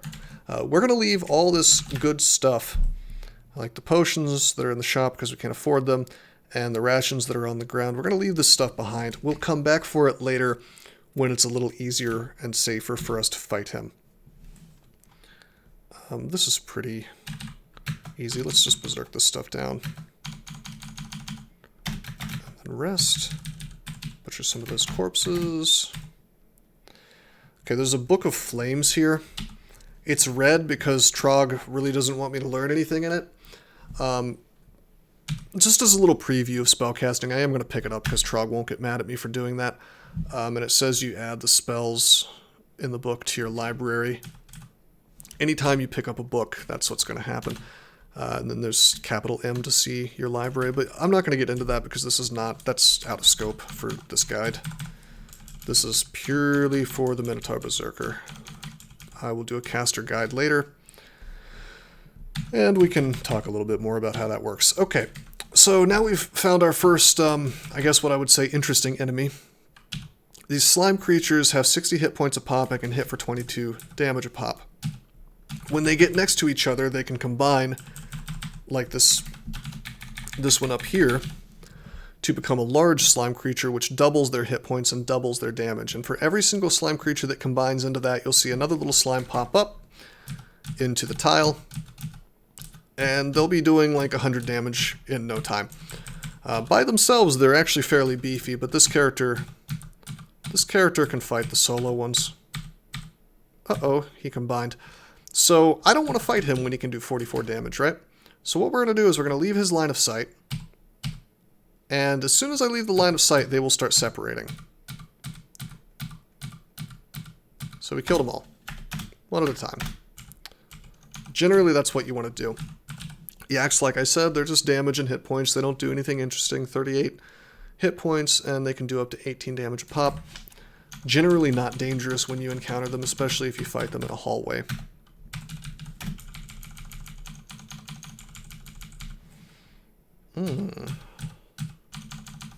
It's a bee. Didn't seem to have any bees behind it, oddly enough. We just found a ring. Rings are safe to put on as long as you have a remove curse scroll. It's the Ring of Fire. So the way I put that on, and I don't know if I mentioned this for the amulet, it's the same as the amulet. It's the capital P key to get to your rings and amulets that you could put on. We put on that thing, even though we didn't know what it was. It was not cursed, but it was the Ring of Fire. It gives you fire resistance, it gives you cold vulnerability, and it gives you extra damage with your fire spells. We're going to use capital R to remove that. Capital R, and then in this case P. Remove your Ring of Fire because, well, let me put it back on for a sec. If I hit percentage, I can see my stats, and it says that I have a vulnerability here and a resistance here. So the first pip, I'm taking half as much damage on my fire, any fire attack that hits me. But I am taking half again as much damage more from cold. That's a little too rich for my blood, so we're going to take it off, and if we run into a dude who can do a lot of fire damage to us, maybe we'll pop that ring on real quick. NG Matt giving good advice in my chat here. He says, never be in melee range of a Titanic slime. That's the biggest slime that does about 100 damage. He says they are among the most hard-hitting foes in the game, and that's absolutely a fact.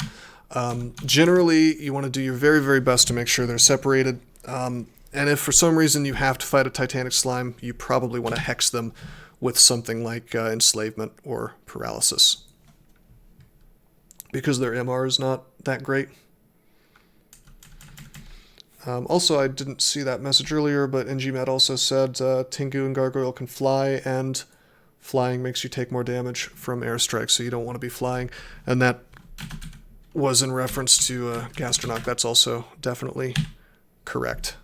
If you look at the airstrike spell, it says especially effective against flying enemies.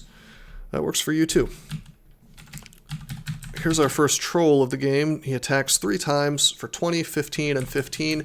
Each of those are affected by my AC separately, and of course my guaranteed damage reduction separately, so I feel pretty good about killing him, and he goes down very quickly. Here's the rest of those bees. This is me walking backwards into the hallway to fight them one-on-one. They go down. Scroll of Identify. We will just go ahead and identify, let's just say scrolls, because there are so many potions available in that shop to be identified that way that it would almost be a waste for me to identify anything else. Alright, so these gnolls look easy. This one has a Flail of Draining. You really would not want to fight him in the early game, because Drain Brand, if I look it up in the LearnDB, in the bot here, does an additional damage divided by 4 plus 3, so at least 3 damage, and then more based on how much damage it did. But then on top of that,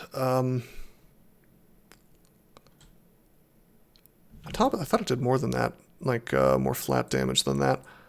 But anyway, I'm going to check the second entry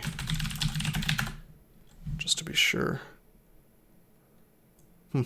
Okay, anyway, it debuffs you. It actually takes your skills away temporarily as a player, and it can do quite a bit of damage. So right now I don't care because I'm so strong, but if I had met that on like D1, D2, D3, I would have been very, very afraid. Some more of these guys. They flash green when they merge.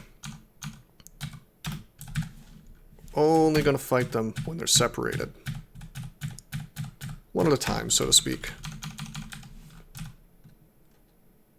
Let's walk towards this centaur. As you recall, they do less damage when you're close to them. Notice I'm really only fighting things when I'm being careful like this, when I'm not just tabbing. I'm only fighting things in hallways and one at a time for the most part. That's how you reduce the amount of damage that things can do to you. course, with this radical scimitar, there's not a whole lot that's not going to die super fast to me. This is very rare, by the way, to find a weapon this good this early in the game.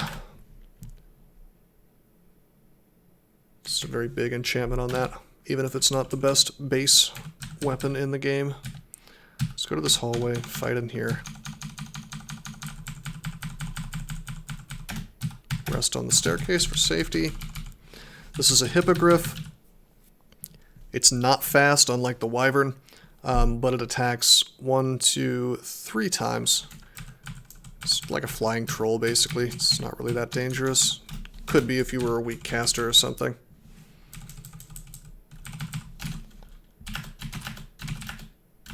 Threw a bunch of darts at this guy, capital F, to choose which thing I wanted to throw. And I threw a bunch of darts. Now I'm going to swing. Remember, they can do like 75 or so damage to me. So if I ever have less than 75 hit points, boy, I'm scared. So I really wanted him to be nice and softened up as he approached me. Okay, this is a new enemy. There's a hungry ghost. Every time he attacks you, you will get hungrier. These enemies are really silly. You really don't want to berserk these dudes. I'm just going to melee him, and if I start starving, I can just eat some chunks of flesh or something mid-combat. Wow, that glaive warrior really messed me up. It's another big ogre. Now, this is something kind of interesting. I'm going to kill this, and I'm not going to move while I explain this. So, these plants, I happen to, there's these things called vaults in the game, right? Which are sort of preset areas that get plunked down into the dungeon that sometimes, are recognizable. And so as you play the game, you're going to recognize things. I happen to know for a fact, at least 90%, that the Lair entrance is probably going to be right over here. And there it is. See? Because usually all these plants just don't spawn at this point in the game, unless it's the Lair entrance. And GMAT says, did you go over the difference between rand arts and unrands? Are you waiting on that? I was going to explain that once I actually find an unrand. I'm kind of explaining things as we see them in the game. Speaking of that, we've got a Komodo dragon here. This is a lair monster. So what do I mean by that? I mean, usually he only spawns inside this place, the lair. Because that's a deeper and different part of the dungeon, you're going to see different kinds of monsters, and in some ways you're going to see harder monsters. In other ways, they're going to be easier monsters. Generally in the lair, what I mean by that is it's a bunch of stuff that just sort of does damage. That's not going to target your magic resistance. It's not going to do, for the most part, any kind of like cold or fire damage, except for if there happen to be some rhyme drakes, I guess. But basically, it's just going to be animals, right? So this guy's kind of tough. He does 34 damage a hit. That's a lot. And he is only speed 10, so unless you're attacking slowly, he will never get an extra hit on you. But he can be very dangerous for characters when you're first running up on them. Not this guy, though, because he's a Mibby. Lair with a slice weapon, big oof. Yeah, he's Desert 786 is making a comment on the fact that slice weapons, well, any slashing weapon, so a sword, an axe, anything like that, you might run into some problems with a monster called a Hydra, but we'll talk about that when we come to it. I've auto-explored into this gargoyle. Gargoyles are hilariously deadly in this part of the game. Komodo dragons are technically dragons according to the game, is that so? They have a stone arrow spell with only 4 range, but it can do 3d12 or 12, 24, 36 damage to you. So what I'm going to do is, because I feel confident about meleeing him, I'm going to pull him back, minimizing the number of turns spent with him approaching me, and then I just attack him, and he dies. Cool. Now, here's something. There's an artifact here. Yep, Z3T, I noticed. Now it's white colored, so that means it's an artifact. It's not just enchanted, it's going to have other interesting abilities on it. I have a remove curse scroll, so I'm happy to try it on. So I picked it up. I'm going to type capital W, hold shift, hit W. It went into my capital T slot, so we'll hit that. and we identify it by wearing it, and it's not bad. It's not the best, but it's a definite upgrade. It's cursed, which I don't care about because I don't want to take it off right now. And if I did care, I would just uncurse it with a scroll. I press D, I'm going to drop my old plate armor. So let's look at this new plate armor. It's got one more AC than my old plate armor because it's enchanted, and most importantly, it gives me MR+. That's really, really good. Not really for where I'm going, but in general, MR is probably the most important resistance in the entire game. And I'll talk more about why that's the case later. Things about uniques that I should probably say that I haven't mentioned yet. You saw earlier when I used my enchant armor, it says enchant which item, and then it goes from +0 to +1 or +1 to +2. You'll notice that the artifact armor doesn't show up on that. Artifact armor or weapons are completely unenchantable. They're stuck at where they are. To be totally honest, if this was just like a regular plate armor with MR rather than an artifact, I probably would just start enchanting it because that's just really good. And that does exist. But the benefit of artifacts, the detriment is that they can't be enchanted further, but the benefit is that they could have all kinds of stuff on them, whereas regular magic armor could only have one thing. So, this is kind of a somewhat unimpressive artifact. It could have all kinds of other stuff like Slay +5 or Dex +6 or, fire resistance and cold resistance. It really only has one thing, so this is kind of a not super impressive, but it certainly is way better than what we had, so I'm happy with it. I see we have an unidentified ring. Let's wear that. Poison resistance. Not a minute too soon. There's a lot of poison in the lair, so having poison resistance is actually pretty good. Okay. Hey, Mr. Alstrom, how you doing, man? Alrighty, so we're going to go into the lair. I usually say if you find the lair, go into it. Tactically speaking, it's generally the best thing you can do. You go straight into it. First thing you'll notice is it looks different. There's this fungus here that's not an enemy. It has hit points like an enemy, but it's harmless. It doesn't attack. You can attack it, and it'll go down. It's just an obstacle, just like those plants we saw. We can auto-explore, just like the dungeon. We've got these nice yellow walls now. Staircases, just like the dungeon. Unlike the dungeon, there's bushes everywhere. More hit points than a fungus or a plant, but again, harmless. They can be shot through with, bows or crossbows or anything. But otherwise, they're an obstacle that you would have to destroy if you wanted to walk through. New enemies, because we're in the lair. There's a crocodile. He swims fast, but otherwise he's just normal speed. We can pretty much just tab him. I'm approaching these guys, and I normally wouldn't be. I'd let them come to me, but I'm just so strong, it's not important. Porcupine, a vicious rodent with a coat of sharp quills and a painful bite. He attacks fast, so that's something... Well, he both attacks fast and moves fast.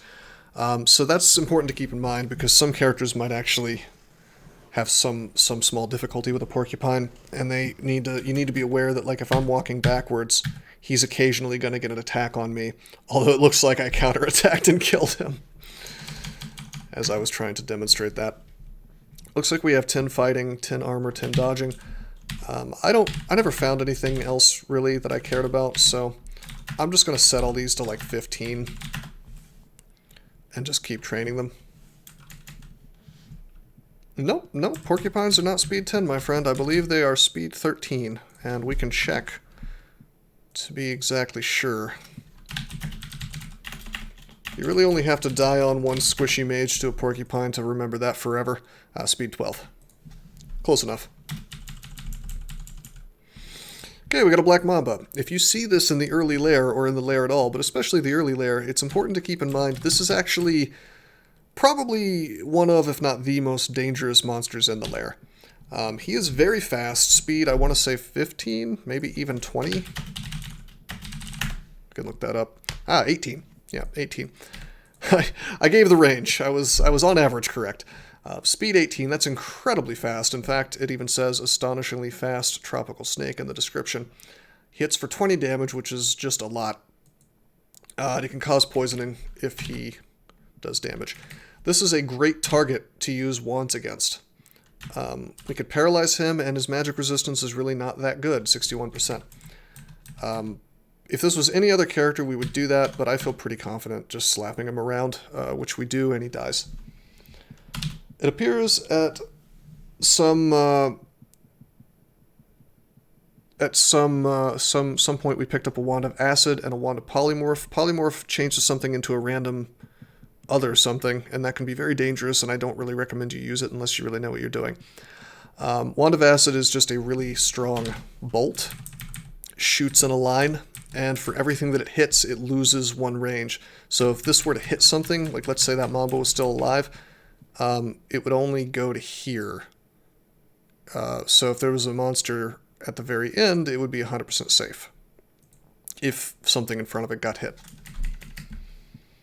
Porcupines, NG Matt says porcupines do not cause damage to you when you attack them, fortunately. I think that's not the case unless they change that.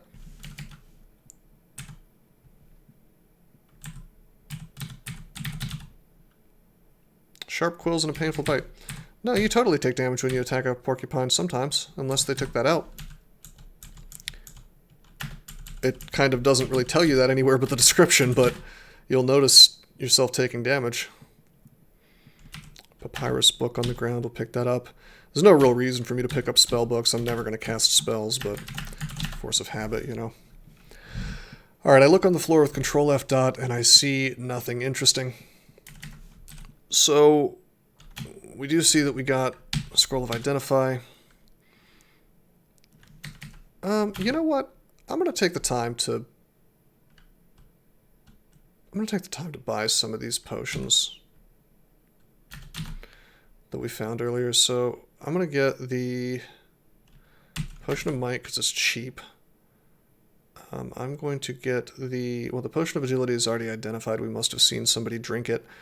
We're going to get the Potion of Dignify. No. Ambrosia.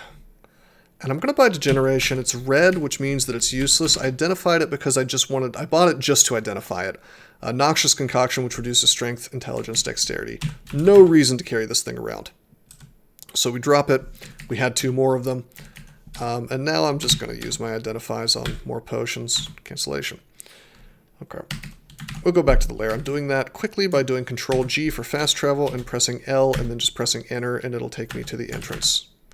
If I get interrupted while doing that, which I did because I was starving, I just press Control G and I just press enter, and it'll take me where I was going. Okay, before I continue, I should probably explain some of the new resources that we found. Silence creates a field of silence around us, which is temporary but stops things from casting spells, also stops you from using god abilities. Very useful against powerful mages. Fog creates clouds which block line of sight and sort of fill the area around you and can be useful for stopping things from doing ranged attacks to you. Because if you can't see them, they can't see you. Might makes you do more damage in melee. It also increases your strength by a lot. Very, very useful for killing things, especially in the early game, but really anywhere. Agility increases your evasion by a lot temporarily. Ambrosia confuses you and heals you every single turn, and also restores your mana every single turn until the confusion ends. Cancellation takes off various effects from you. Very, very rare and useful potion. Drop Berserk potions? No, there are reasons why you would want to keep a Berserk potion, even as a Trog guy. Because this is a good place to explain that. Remember how I said silence stops you from using god abilities? It'll actually stop you from berserking as a Trog guy. So, if for some reason I'm somehow caught in some kind of silence, then good thing I got those potions to Zerk anyway. We just found a runed buckler. Let's see if this has actually got a brand on it. Nope, it's just cursed +0. No problem, though. We'll just drop our other buckler. It's equivalent to the one we had before. There's a water moccasin here, but it's basically like a wimpy, well, not wimpy, but weaker Black Mamba.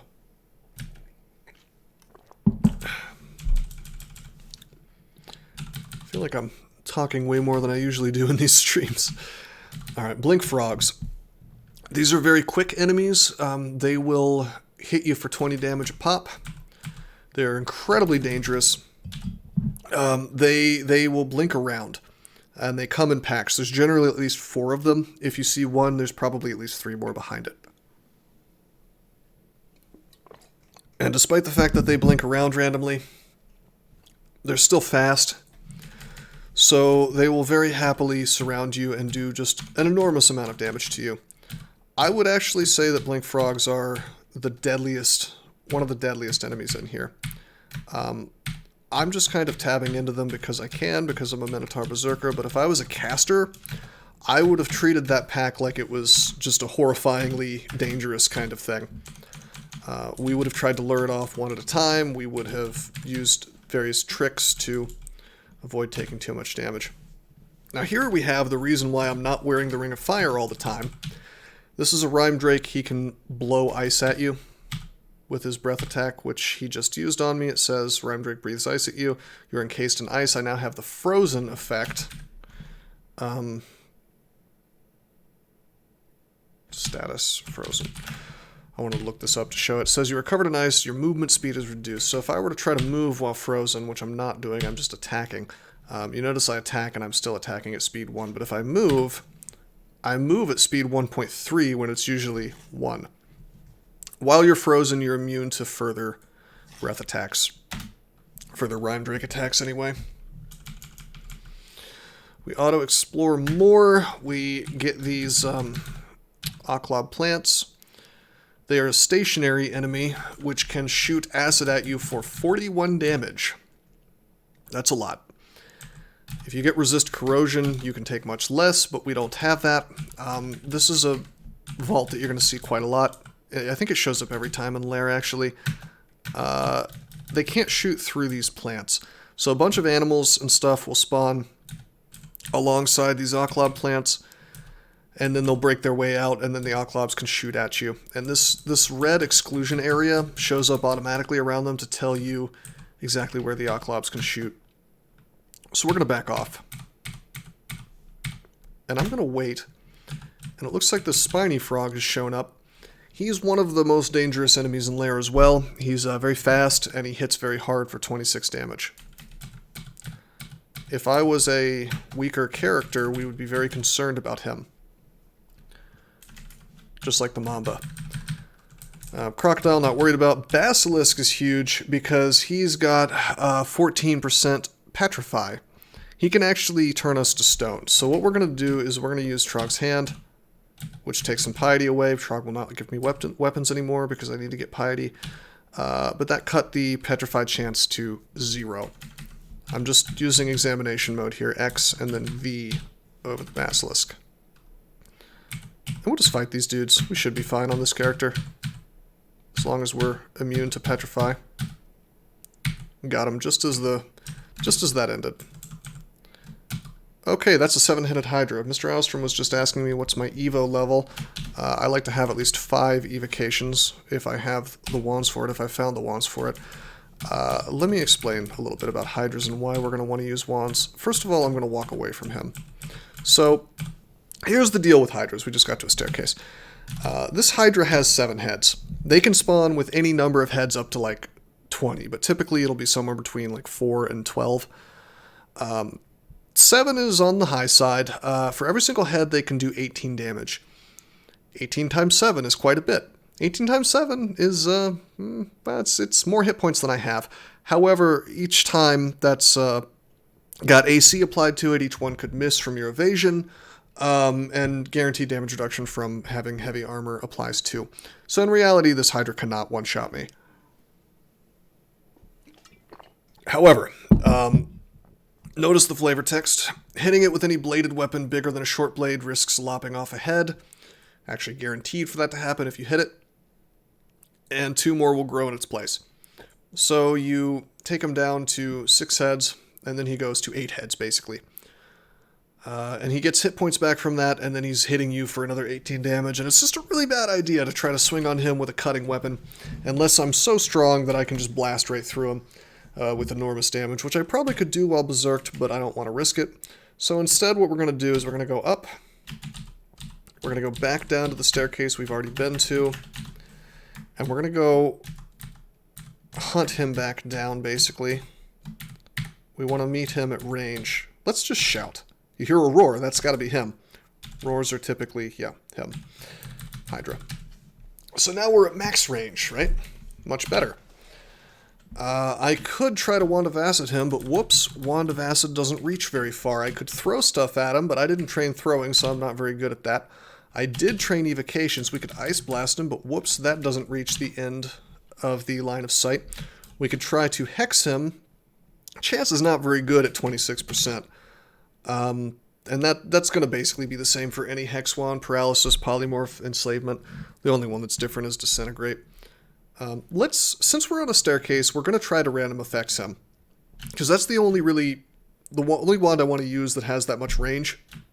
And the thing is, if it hastes him, or turns him invisible, or berserks him, or gives him some kind of positive effect, I'm safe, bro, because I am on a staircase. I can just go right up and reset the fight. I got a Puff of Frost. This is that weird pathing bug. It's not really a bug, it's just bad design. Notice how he kind of went out of the line of sight and then came right back in where he was? He's not sure how to get to me. That won't happen again because he's positioned differently. We got a Puff of Flame the second time. We got the Fireball. That's pretty good. Let's stop using random effects now. And since he's within range, let's just Ice Blast him. I had to wait a couple turns because he keeps going out of line of sight. Let's Ice Blast one more time. He doesn't die. One more time, and he does die. So it's okay to use resources against Hydra. Hydra's in the early game. In fact, it's just one of the monsters that you're probably going to need some kind of shenanigans for. Some people will train throwing to deal with them. I prefer to train evocations on almost any character because evocations remains absolutely awesome the entire game. Whereas throwing it's almost a little bit silly to have it trained if it's not your primary thing once you're in the late game. Cutting weapon, kind of like the legend or the myth if you prefer. NGMAT is saying that a cutting weapon with a firebrand is the exception. It will actually chop off heads, and there will be no head growing back. Or you can just whack him with a pounding weapon like a mace or something and avoid the whole problem. Okay, check this out. This is one interesting thing you can do. So there's two Komodo dragons, and they can do like 34 damage a pop. I don't want to fight both, so we're just going to go upstairs with the left carrot and bring up only one of them. And unlike some games, you might think, if you were playing CDDA or something, you might think, well, where's the other Komodo dragon? He's going to come up in a couple turns, right? Nope. Nothing is happening down there. So I can just fight this dude. I can rest here, and that Komodo dragon, if I come back down, he's probably going to get a swing on me, but he's never going to come up the stairs with me unless he was right next to me as I went up the stairs.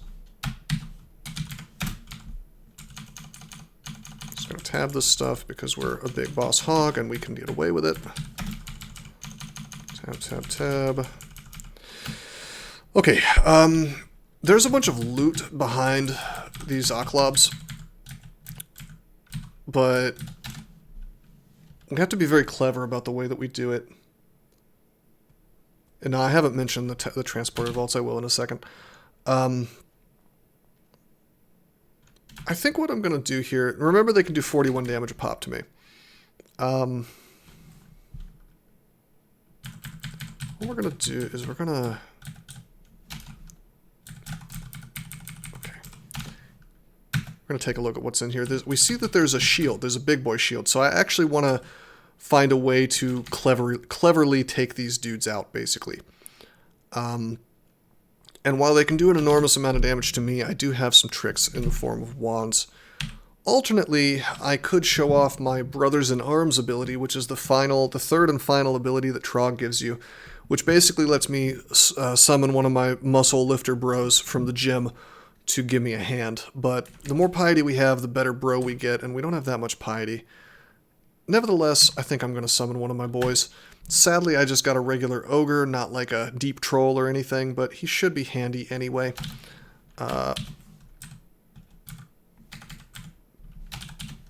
what I'd like to do is I'd like to Ice Blast both of these dudes.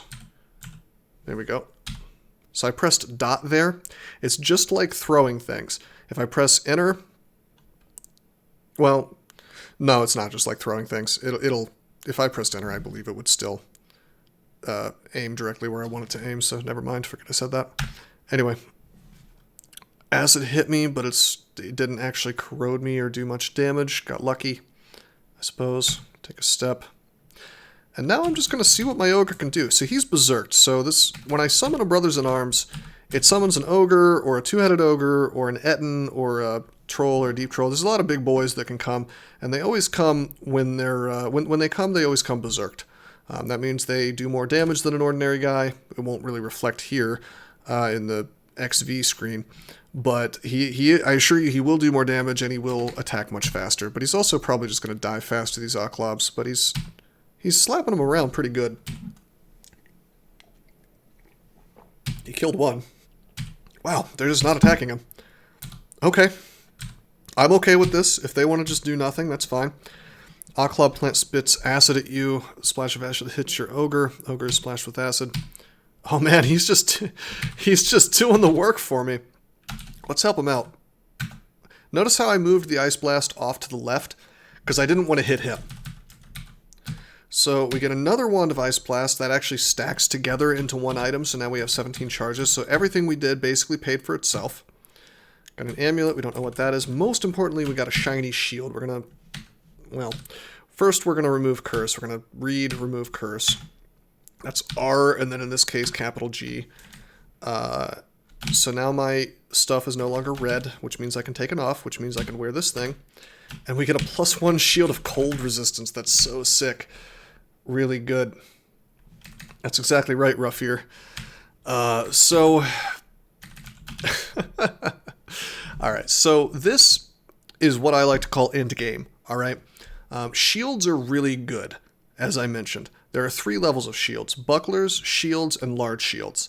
Large shields require an enormous amount of SH skill to get rid of the penalty.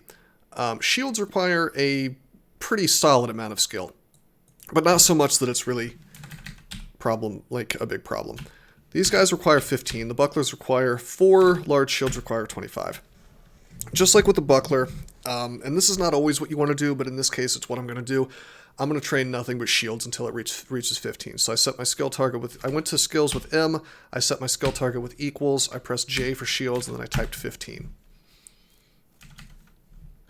Now, because this shield is not only enchanted, but especially it has a brand on it, so it's got cold resistance, there are 2 things. First of all, that means I take half damage from cold from now until forever.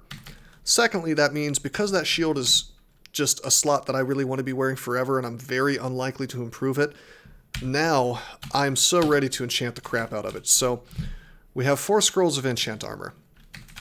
So as long as your piece of armor says, as long as it doesn't say it can't be enchanted further, it'll actually tell you it can be maximally enchanted to what? +5. So I have just enough scrolls to get it to the max. So right now my SH is 11, right? Well, I read scroll, I press I. Yes, I really want to read it. V. I'm actually going to do a shortcut. I'm going to press my little, the key with the tilde on it, I guess the tick mark. I'm not holding shift, I'm just pressing the tick mark, and that just copies the last action I did. And you look at my little message log, and I enchanted the crap out of it. And if I look, my SH is now 14. The shield itself is now +5, and it says it cannot be enchanted further. This is a solid piece of equipment, and I'm very happy to have it. Cool beans. What are you asking, Mr. Alstrom? I said my SH is 15 now, where it was 11. Alright, so another kind of vault is a transporter vault. These are what I would argue is extremely bad game design. Basically, this works kind of like a staircase, except it goes somewhere else on the level that you're currently on. It's a one-way portal to another place on the level. Typically, you'll be able to see where it goes. If I were to press the right arrow key on top of it, like I were going downstairs, I would instead show up right here on this gray transporter landing site. And so these little vaults, I kind of hate them because they're just silly. You know, you see what's inside, there's a bunch of stone walls around it, and what essentially happens is you know if you can fight it or not, so really it's just this eyesore that you come back to if you're not ready to fight it yet. So it's more of just a really, really simple test of your hubris. You know, do you have hubris or not, you know? And if you do, then, well, then I guess you will go in and die. But otherwise, you will wait until you're ready to do it. This character is strong enough that I could just go in, and I'm just going to berserk this stuff. Typically, I wouldn't berserk blink frogs, but I looked at the ghost, I saw he was easy enough to kill, and I knew this guy would just slaughter everything, which is generally going to be the case for a Minotaur Berserker, but not always. Pick up the glowing scarf, and exit through this other transporter vault with the right arrow key, just like I'm going downstairs. So you're probably wondering, what's a scarf? A scarf is something that goes in the cloak slot but doesn't give you AC. We have removed curse, so it's safe to just put this guy on, and it's actually, wow, a scarf of resistance. That's one of the best, probably the best scarf you could find. What that did was it gave me RC plus and RF plus. That means fire does half damage to me, and cold, because I have 2 pips, does even less than half damage to me. I think, I don't know, like maybe 60, 65, 70% less. So it's very, very good. Very, very powerful. I'm going to keep that scarf on. That's well worth trading 1 point of AC for resistances. So this character, we're starting to look, you know, we're seeing some green. We're seeing some green on these resistances. It's starting to look pretty solid. Pretty good. I noticed that I picked up a ring at some point. Let's wear it. It's a ring of wizardry. We can just drop that. It doesn't do anything for me. It increases your ability to cast spells, and you know, that's against the law. We'd be breaking Trog's rules if we cast any spells, so I just dropped that ring. Read, identify, potion of haste.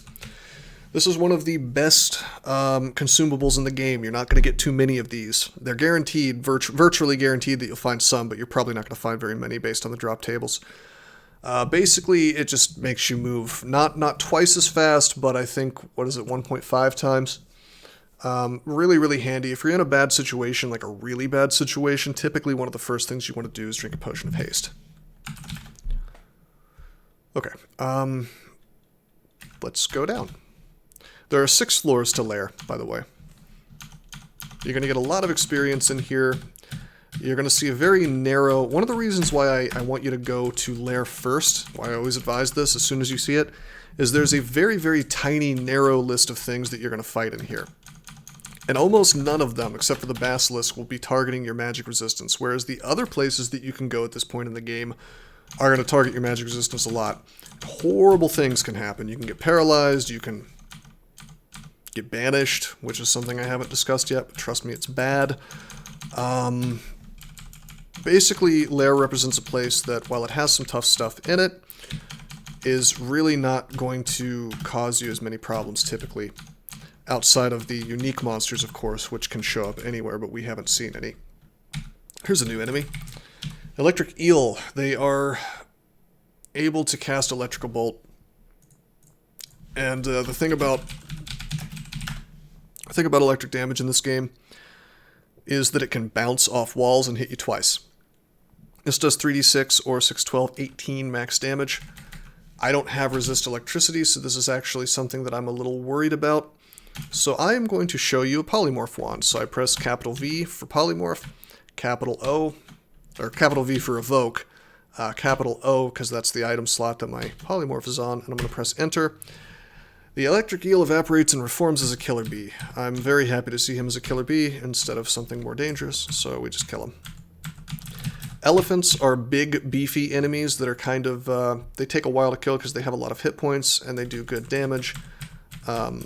Every time they attack you, they can shove you backwards. Notice how I just got shoved back even though I was attacking him instead of moving. That's called depositioning. There are a lot of abilities in this game that can deposition you, and they will cause a big problem if you're not ready for it. And if you, you know, want to be on a staircase and get away, he might shove you right off the staircase. So be advised that some enemies can do that, and elephants are one of them. This is one of those. This is one of those guys. He only has 4 heads, so you know what I'm going to do? I'm going to put on my Trident of Protection, which is a piercing weapon. And I'm going to actually try my luck with just fighting this thing. Because I have 27 AC with this thing up. Yeah, he can't do much to me with only 4 heads. Took me a little while to kill him, but my piercing weapon wasn't about to give him more heads, you know. And I have some axes trained, which gives me cross-training with pole arms, so it's pretty good speed anyway. Something interesting about Lair, and you can keep this in mind for all branches really, is that you'll notice there is kind of a lack of one-way hallways. Like, if I had killed this plant, I could have hit in here, and it's sort of one way, but then they could have beaten up this plant, and it would have been 2 guys on 1.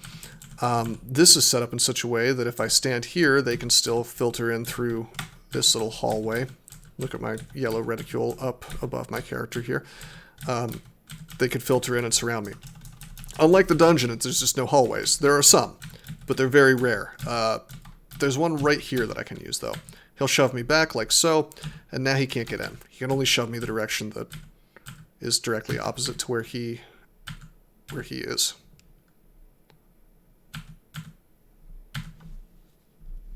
Spear, Trident, Demon, Trident, unique weapons, Lance doesn't cut Hydra's head. Correct. And Mr. Osmer says Glaive, Halberd, and Bardich does. Yep. You got to look at the weapon. If you look at it and it doesn't say it slices Hydra heads, then you're good. But if I look at my scimitar, it'll say... Wait, am I lying? Wait a minute. I thought there was a line here somewhere that says slices Hydra heads. Guess you'll just have to memorize it.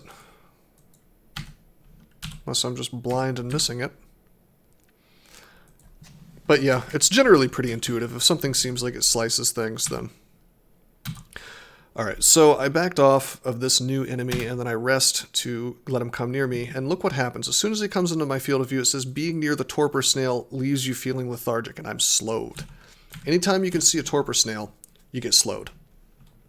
They do 25 damage, so they're pretty beefy, but they're also quite slow themselves. The biggest problem is, this is what I would call a force multiplier. We're going to kill him very handily because he's by himself. If he was with allies, imagine being slowed and trying to fight a many-headed Hydra. Or just trying to get away from a many-headed Hydra. Very dangerous. Very difficult. It's Chabriatos altar, the god of taking it easy. 7-headed Hydra. This is one I don't feel too hot about meleeing. Actually, you know what? I think I do feel kind of hot about meleeing this with 27 AC. Yeah, we're fine. He does a bit to me, but nothing too serious. Yeah, we're good at killing Hydras. That's pretty rare. We're really only able to pull that off because of, 1, the combo that we're playing, and 2, the fact that we happen to have a Trident of Protection specifically. Hey, Gary Burton, how you doing, man? The blade note is in the Hydra description. Not switching to Che. Not today, friend. Yeah, no, it says, hitting it with any bladed weapon, blah, blah, blah. Yeah, fine. I just thought I thought it was listed in the weapons themselves, whether it was, whether it would cut off heads or not, but I guess not. Okay, so we'll check the floor, Control F dot. We see that there's nothing we really want to grab, so we'll just go downstairs. There are six floors to the lair. We're on lair 4. So we're almost done with lair. 15 floors in the dungeon itself. Tab through this stuff. I'm going to use that identify I just found. And we're going to identify the scroll. It's a scroll of acquirement. Okay. Let's acquire. So I read acquirement. And the way it works in the current version of Crawl is I pick a type of thing that I want. In Trunk, which is the experimental branch, they are changing it to where you get kind of a list of items to choose from. And basically, I think it's a good change. But for now, we're just going to pick weapon because I'd like to get a broadaxe. It's given me a great sword. So it can it's just a scroll that gives you, you know, crap, and sometimes it's good and sometimes it's bad. That's a two-handed weapon. I don't care about it, so I'm just going to ignore it. I probably should have gotten armor, but I would really like to have a broadaxe, to be honest, and I'll explain more about why that's good later. This is called a Meliai. This is like a bee person priestess lady who moves very fast and can smite you like an orc priest. But she didn't notice me, so I killed her bee friend, and I've killed all these guys, and she just didn't show up, so that's good. Typically, when you see a Meliai, there's going to be at least 2 more of them nearby. Yeah, Mr. Ostrom is laughing at me for training swords, because I almost never do that, but, you know, it's because I found a +8 weapon and wanted to show off basically what is probably optimal play, rather than the kind of thing I usually do where I hold off, you know, and go for the thing that I want in the late game. This is probably better, especially if you're a newer player. If you find a weapon that's +8, you should probably be using it for a while. We're going to paralyze this Meliai. Ah, there's more of them. Yeah, I mean, I knew there was going to be 2 more. So because they're very fast, they can do, like, you know, you remember how orcs can do 17 damage per turn with their smite? These guys can do that times 2 or 3. So what I'm going to do... wait a minute, how many hit points do they have? 24? I'm just going to swing on that one. And the other one, there we go, we kill him. Kill the paralyzed one. There's not a lot I can do. Notice how if I were to try to paralyze, I really want to kill that dude in the back. But, see, it's going to hit the bee in front of me. So instead what we're going to do, yeah, we could enslave, but there's too many of these, they'd probably die instantly. Instead I'm going to Acid Wand, which will kill the bee, and miss the second bee, and then hit the Meliai and kill her instantly. Now I'm not worried. Enslave the... we could have enslaved the Meliai, I guess, but she probably would have died pretty fast to her own bees, too. There's a killer bee here, a queen bee, who can actually berserk. These little boy bees. So that can be dangerous. So let's pull up. One of them actually is berserked. We're going to berserk ourselves and then slaughter all these dudes. Yaktar Sergeant just wrecked Rafir's Null Wizard of Ash on D12. Whew. Yaktar Sergeant is a pretty powerful enemy to be showing up on D12. Berserk again, go back up. Nice sword on the ground there. So it is. It's a god gift. Remember how I mentioned that some gods give you gifts? Well, Trog just gave us the best possible base weapon, which is a demon blade, and it's an artifact. So we don't know how good it is. Let's wear it. Oh man, Trog, you're forcing me to use long blades. Ordinarily, weapons can only go to +9. This one's +10. Well, because artifacts can break the rules to some degree. This one has one of the best brands in the game for the early and mid game. Not so good for the late game, but quite good now. It's got our poise as well. And it's got Dex +9, which is ordinarily I don't care too much about stats on weapons, but damn, that's good. And yeah, it's +10. We may end up using that forever, although with Drain, I don't know. But the thing is, you only need skill level 14 to make the weapon as fast as it can be, and we're already attacking at 0.9, so I think I'll just keep my training where it is and just kind of use this thing, you know? It's very good. But like I said, the base damage, this is one of the best, well, this is probably the best type of one-handed long blade. Base damage is 12. You're not going to get higher than that, except in a certain very rare case where that's not really worth talking about right now. Alright, auto-explore, we run into these death yaks. They're very big, they do 30 damage. A lot of people have trouble with these, but they're not really that hard. They're strong, but they're only speed 10, so, you know, you can kill them through careful kiting. Our character can just kind of fight them. These guys happen to have spawned with a friend, a dream sheep, and they have this ability called Dream Dust, which can just put your ass to sleep. The more sheep on the board, the more chance of the Dream Dust working.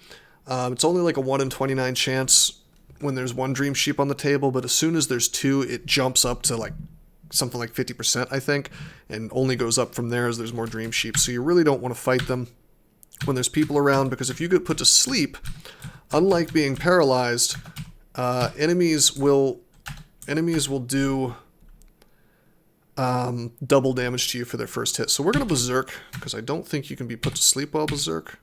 Hopefully I'm not lying about that. And we're going to kill these dudes. If you look at the top right of the enemies as I'm killing them, and trust me, you'll get a chance to see it if you missed it, you're going to see a little debuff show up. Oh, that's a torpor snail.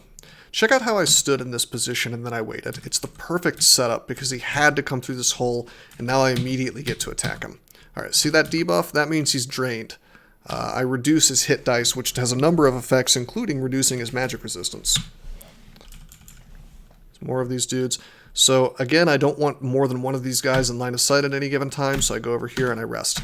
And I rest again, and I kill everything that comes through. This is one of the most interesting enemies in the lair. Catablepus, also one of the strongest. He can attack for 36 damage. He has a lot of hit points, just like a Death Yak. If I stand around, I attack him, I attack him, I attack him. Eventually, he will, and usually he does it way more often, he'll just blow dust at you, see? So I'm standing in what's called a cloud of calcifying dust, a petrifying cloud. Creatures caught in the cloud for any length of time will find themselves turning to stone, though more experienced creatures may be able to resist the effects. He's immune to his own breath, before you get any ideas about me luring him into this, but if I were to do anything in here except for leave, I would get the petrifying effect, and if I were to get petrified next to this dude, he would proceed to just bite my face off. So you really want to leave these clouds as soon as they show up. So every time he blows his breath at me, I'm moving away, and I'm swinging at him, and this character happens to be strong enough to just beat him in melee. Step away from this dude. The reason I did that is because he has Bolt of Cold. He's called a Bog Body, typically doesn't spawn in Lair. But he has spawned here this time because he is sitting next to the entrance to the swamp. We have resist cold though, so I'm not too worried about that. We'll fight these swamp worms as well, which can do a sort of hook shot ability to me. We're very strong. Alright, so this is the entrance to swamp. Swamp is where one of the runes of Zot is. You can see how many runes of Zot you have by pressing the right curly brace, that's shift, and then the little right brace sort of above your enter key. Notice that swamp is one of the places where the rune is. You need 3 of these runes in order to enter the realm of Zot, in order to get the orb of Zot, in order to win the game. You need 15 of these runes if you want to feel really cool about yourself as you do so, as you win the game. But you really only need 3 to win. And once you've done a 15 rune game, you'll probably never want to do one again. Hookshot does extra damage, Gary Burton says, if something like Deep Water stops you. Yeah, I know. I'll talk more about that once I actually do Swamp, where there will be undoubtedly much more of those guys. It's another one of these Blink Frog packs. Again, I'd be much more careful if I wasn't a huge tanky guy who doesn't take much damage from those dudes. I tell you, Blink Frogs are the death sentence of many, many caster-style characters. Okay. I'm going to do the last 2 floors of Lair, and then we'll probably call it a night. Oh, I'm glad this happened. This will show something off. So I went down, and you'll notice it says you hear a distant snort, and I can't see anything. I press enter. It says, hark, there's a gateway to a gauntlet on this level. Find the entrance quickly before the gate is sealed. One of the main reasons that you're going to be casting magic mapping out of a scroll, that's not really, I keep saying casting, but it's really more like reading. If it was casting, Trog wouldn't like it. Anyway, I press R for read, I press V because that's where my magic mapping is. I say yes, I really want to read it. And look what happens. I can right-click this minimap, by the way, to go other places, to look at other places. The blue parts are areas that I haven't been to yet. Now, if I look over here, that's a question mark, but it's yellow on the minimap. That means it's either a shop or a portal. Detected shop or portal. Gateway of some kind, you cannot tell where it leads without approaching it. Because remember, the reason why I really want to map it out is it says find the entrance quickly before the gate is sealed. If I screw around on this floor, I won't be able to go into it. This is called a portal vault. Only one of them of each type will spawn in each game, and you won't necessarily get all of the different types of portal vaults in one game.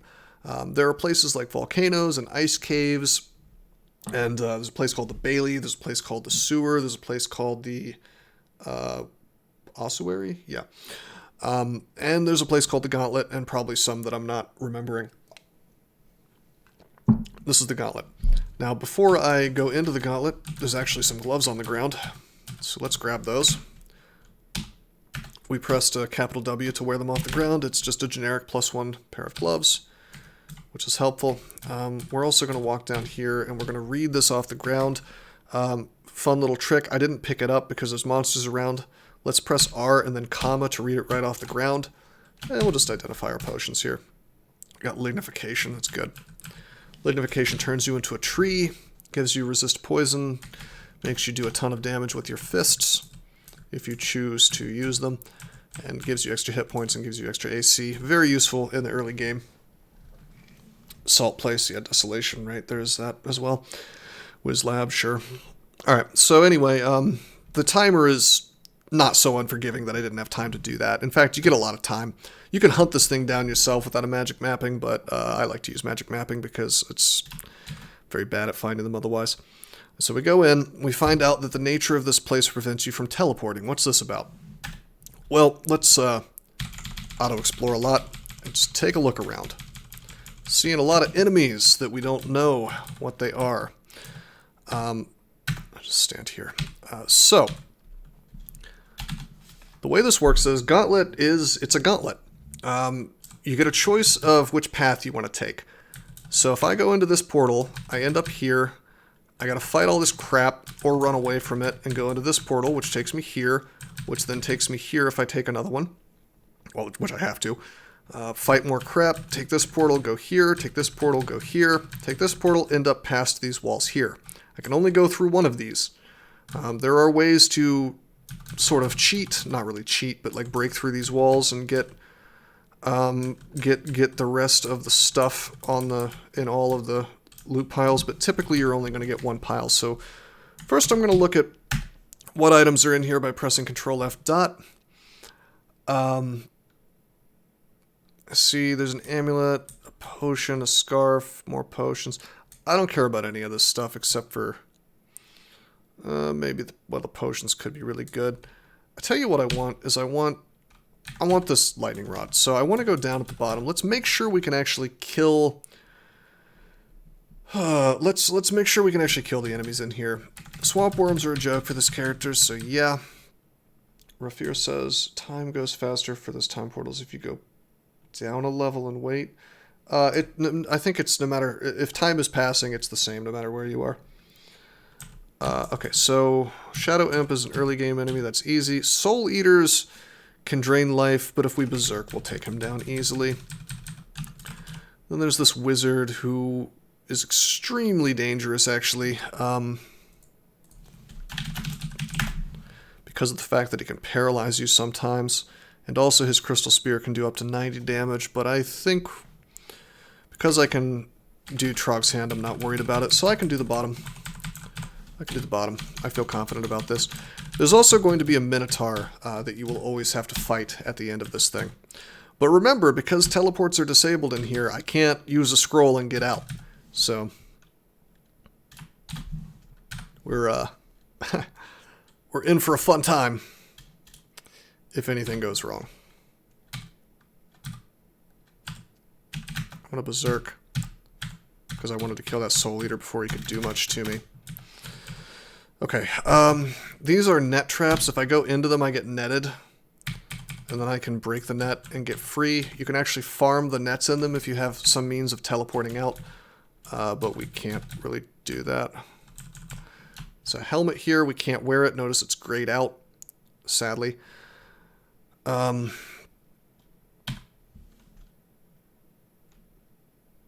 me think about this. Gosh, he could Crystal Spear me right as I come into this portal. That'd be a shame. Not a lot I can do about that, though, at this point. Wait a minute. Okay, I want to make sure, like, there's stuff in the way so only one of them can Crystal Spear me. We're going to use Trog's Hand immediately, which means that they cannot banish, paralyze, or slow me. Any silence scrolls? Yeah, we could use a silence scroll, and that would be a really good use of it to guarantee that doesn't happen. I'm going to roll the dice because I know he can't kill me instantly unless both of them... Actually, you know what? I shouldn't have done that. I went in and technically this wizard could have cast Crystal Spear, and this wizard could have cast Crystal Spear, and we could have died instantly. Very, very unlikely, but not impossible. Alright, well, just to demonstrate, though, I am going to use a Silence Scroll now. So, Silence makes this little purple aura, and now these guys literally cannot cast any of their spells. I can just sort of tab into them. I should have used that before going into the portal. I was under the impression that that wizard was in a different location. Like, I thought he was behind some enemies, and wouldn't be able to cast his Crystal Spear at me. But hey, we didn't die. It's okay. +5 Ring of Strength. It's better than nothing. Not the first thing I would be wearing, but it's not bad. 2 Minotaurs fighting for their lives in a crappy labyrinth. Not really anymore. Yeah, this used to be called the Labyrinth, and it was a very different kind of vault. Better, some might say. Alright, let's go in through here, and now we will into the lair of the Minotaur, who has come out to play very early this time. Usually you have to go further in. Minotaur starts with some armor and some javelins, which do an enormous amount of damage. He hits for 35, plus his javelin, and he gores for up to 20, but this guy doesn't seem to have started with a weapon, so we're going to wait for him. Step forward, just going to zerk him down. Ordinarily, he might be kind of tough to kill, but this character doesn't have too much of a problem. You can go invisible to fight him, and if he didn't pick up any see invisible items, that's helpful. You can hex him to some degree. His magic resistance is not that good, but you got to be aware that he can do enormous damage to you at range with his javelin. And javelins all do piercing now, or penetration, which means shields cannot block them. Alright, my shield went to 15 skill. We're going to train fighting armor dodging now. Yeah, all he had was those silver javelins. I'm not even going to bother to pick those up. In fact, I'm going to drop all the crap that I was using to... Well, nah, I'll grab the javelins. I'm probably never going to use them, but it's optimal to grab them. But I'll drop the other bad throwable stuff. Yeah. Alright, so we step over here. There's going to be another pile of loot here. Step to it. We pick up most of it automatically. There's a Wand of Ice Blast, Wand of Flame. That just makes little fire... little tiny balls of fire pellets. Tons of Ice Blast. Good God, we have 41 charges. There's a ring, which we're going to wear immediately. Let's see what it is. Positive energy. I'll wear the +5 strength and the positive energy instead of poison resist ring, because our sword is already giving us our poison and only 1 counts.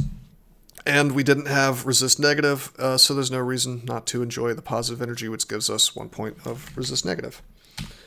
There's a hat here, so why don't we put that on? I'm pressing comma because there's more than one thing I have to specify further. I'll press A, or I pressed capital W first, and I didn't, comma is for picking up, capital W is for wearing off the ground or in your inventory, so I pressed capital W, then I pressed A because I wanted to wear the... or I pressed comma to get to the floor, then I pressed A to get to the hat. This is a hat of magic resistance that's really, really good. I love MR, as I mentioned earlier. If I had enchant armor scrolls, more of them, I would be using them on that hat right now. Very unlikely that I'll find a hat that I like more than that. I'm going to wear this robe just for a second, just to see what it is. It's got our Alec. Obviously, I don't want to be in a robe, so we're going to put our plate back on. Well, of course, Alchemist is best, but that's you're not gonna find that typically. Alchemist is what's known as an unrand, which is a type of artifact, which I'll explain more about later. Anyway, we can't get back to pick up all the rest of that loot, sadly, so we're gonna have to just leave. And once you've entered a portal vault and left, you can never go back in. Welcome back to the Lair of Beasts. Alright, so let's just O-tab a bit.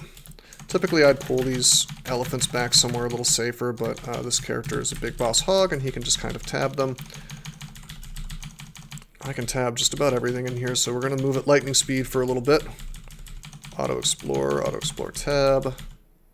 Uh-oh, okay, this is interesting. This is good. I wanted to show this off anyway. So there are these, unfortunately, I think it's a bad mechanic personally, bad game design, but there are these things called explore traps, and we've been very lucky this game and not run into any of them. But, oh, yes, Mr. Ostrom, if you have Shatter, you can clear both paths. Anyway, so it says you fall into a shaft and you drop one floor. Sometimes, randomly, when you explore a tile that you haven't seen before,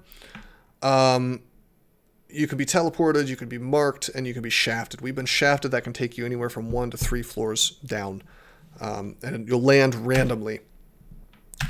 It's incredibly dangerous to be shafted, especially into Lair 6, which is what's known as a branch end. Typically, you cannot be shafted into a branch end, but the Lair is an exception because there's no rune here. So, here we are. And we've landed, unfortunately, next to these dream sheep, which can really just ruin my damn day. I don't want to get put to sleep. So what I'm going to do is I'm actually going to do A for ability, and I'm going to do a Brother in Arms, so that if I get put to sleep, this Iron Troll that I just summoned, who, by the way, is one of the biggest, beefiest enemies in the late game, or at least in the early late game, as he's berserked, he will just slaughter all this stuff, and good luck doing anything to me, you know. And then I'm gonna Ice Blast to try to kill all 4 of these dudes, even though it's gonna make some noise. Oh, please don't put me to sleep. This is actually quite dangerous. I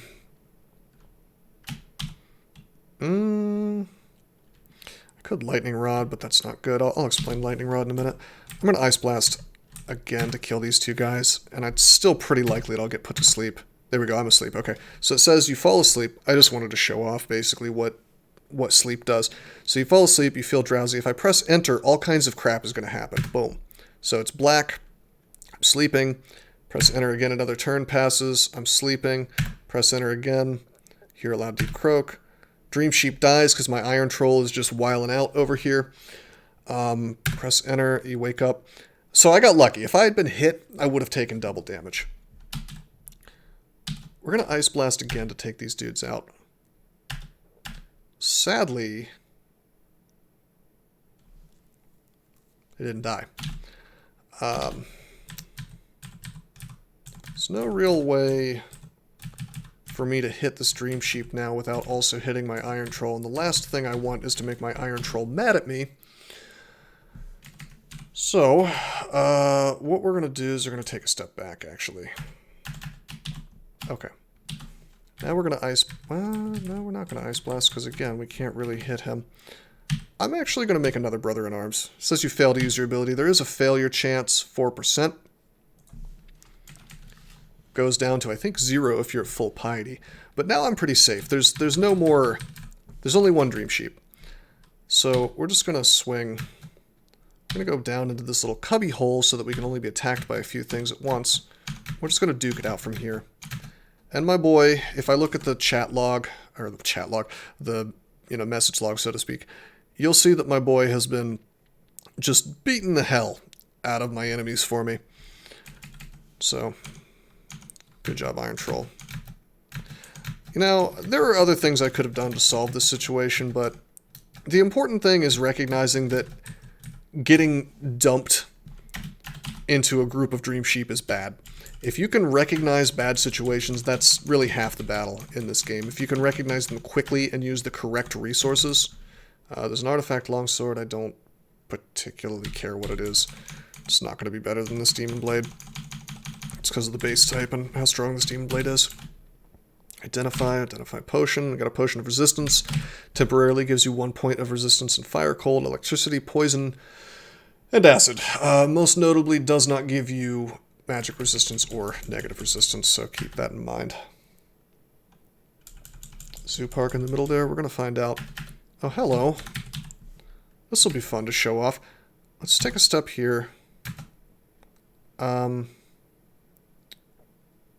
we We have fire resistance. I'm going to show what Immolate does. Read, Immolate. Okay, so I have fire resistance, so fire does half damage to me, right? If one of these things dies, they're all pretty much regular sized, right? Well, Basilisk is actually very small. I didn't know that. Anyway, if it's regular sized, it does 3d20 damage up to 60 damage. So for me, that's actually 30 because I have RF. So let's just kill one of these dudes and see what happens. Oh no!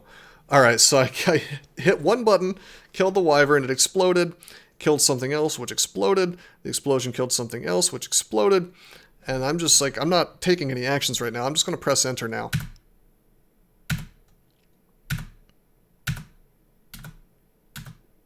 Just pressing enter. Not taking any actions, just pressing enter. So this is one of those special vaults, all right? And it happened to spawn these dudes in basically the perfect way to kill a whole bunch of crap, right? So with Immolate, if you're so inclined. I didn't have to do that, but it's a lot of fun. And Immolate can actually be used for more than just meme purposes, I assure you. It's one of the best resources in the game, but like so many good resources, it's a double-edged sword. Your favorite scroll? Oh yeah, it's fun. Okay, so there's one more thing on this floor. It's a transporter vault. We see that there's an artifact helmet in there. What a shame, because we can't wear a helmet because of our big dumb Minotaur cowl horns. We see there's a ghost in here. Let's examine him. X and then V. Got a lot of hit points. He's a Minotaur Berserker of Trog Ghost, actually. 50 damage plus Weapon of Freezing. He's a big boss hog. Yeah, there should be an AoE Inner Flame spell, Mr. Alstrom. Alright, there's a Fire Crab who can cast Flaming Cloud, which does a lot of damage, but not to me because I have Fire Resist. And then there's a Moth of Wrath who can berserk things around him, which could be very dangerous. He can also berserk you if he bites you, but what I'm going to do is I'm going to go in, alright? If he berserks the Hydra, that would be unfortunate, but what I'm going to do is I'm not too worried about a berserked Fire Crab. I'm going to go up here, over here, over here, over here, over here, and over here. And we're going to just duke it out right on this teleporter until the moth is next to me, which he is. We're going to leave. We're going to berserk ourselves on purpose. What's just going to die faster? The Komodo dragon or the fire crab? Probably Komodo dragon. So we'll kill the Komodo dragon, kill the fire crab, and we'll kill the Moth of Wrath. And just like staircases, all that other crap that was behind me can't really follow, so I was conveniently able to even the odds a little bit. And now that there's no thing that's going to berserk my enemies, we're going to pull back. We're going to wear the trident, because I don't feel like cutting this Hydra's heads off. And we're just gonna swing on him until he's dead. Which again can be very problematic if you don't have the right tools, so be careful with Hydras. Okay, I'm gonna zerk this stuff. I think we can zerk this dude down. Oh man. There we go. It's a little dangerous. We're starving, but that's okay, because the fire crab is edible, except his corpse rotted. Okay, I'll just eat a ration, no problem. Okay, go back in here, pick up this stuff. There's an enchant weapon. Could be useful if we find a generic broadaxe, which is the weapon that I generally like to use. Like I said, can't use the helmet, and then there's a basic greatsword we don't care about. Looks like the dude was without shield. You mean the ghost? Yeah, maybe so. Okay. Okay. Didn't really find anything interesting in there, did we? Will I mend delay sword? Probably not. Oh, there's a box of beasts in here. Okay. So, two things I'd like to talk about. First of all, there's more evocables, and they're called evocables if they're triggered off of the capital V menu evoke. So like wands, sure. But then there are miscellaneous evocables like this lightning rod that we found in the Gauntlet and the box of beasts. And those are also keyed off of our evocation skill. We've got so many cool evocables now that I'm going to start training evokes with the rest of my stuff and take it up to like 15, because evokes, really good. The Box of Beast, if I use it, it will just poop out a little Pokemon friend to help us out. And there's a chance that the box will get used up, and there's a chance that it will not get used up. Lightning Rod has charges. If you use it, it'll make a blast of lightning, which is never reduced in range, even if it hits things. And it'll hit everything in the row where you use it, so I can do it however I want. And if I were to use it like this, right, and then the very next turn, if I were to use it like this, it would actually attack in an arc and do damage to everything in this big-ass radius. But it would do less damage than if I had simply attacked like this, and then the next turn did it again in the exact same spot. It does way more damage the second time. So it's a really useful tool, and of course does even more damage if you have high evocations. So I like it a lot. It's a really reliable way of doing damage. Why am I training dodge at the same pace as armor? I'm not being super optimal about the way that I'm training things, but I will say that the Minotaurs typically have a really easy time getting high AC and EV, believe it or not. Lindworms do fire damage to you. I want to say they can do quite a bit, but I have RF, so I'm not too worried. 3D 18, yeah, they can do 54 damage to you maximum, but half of that is really not that much, so we're just going to take his ass down.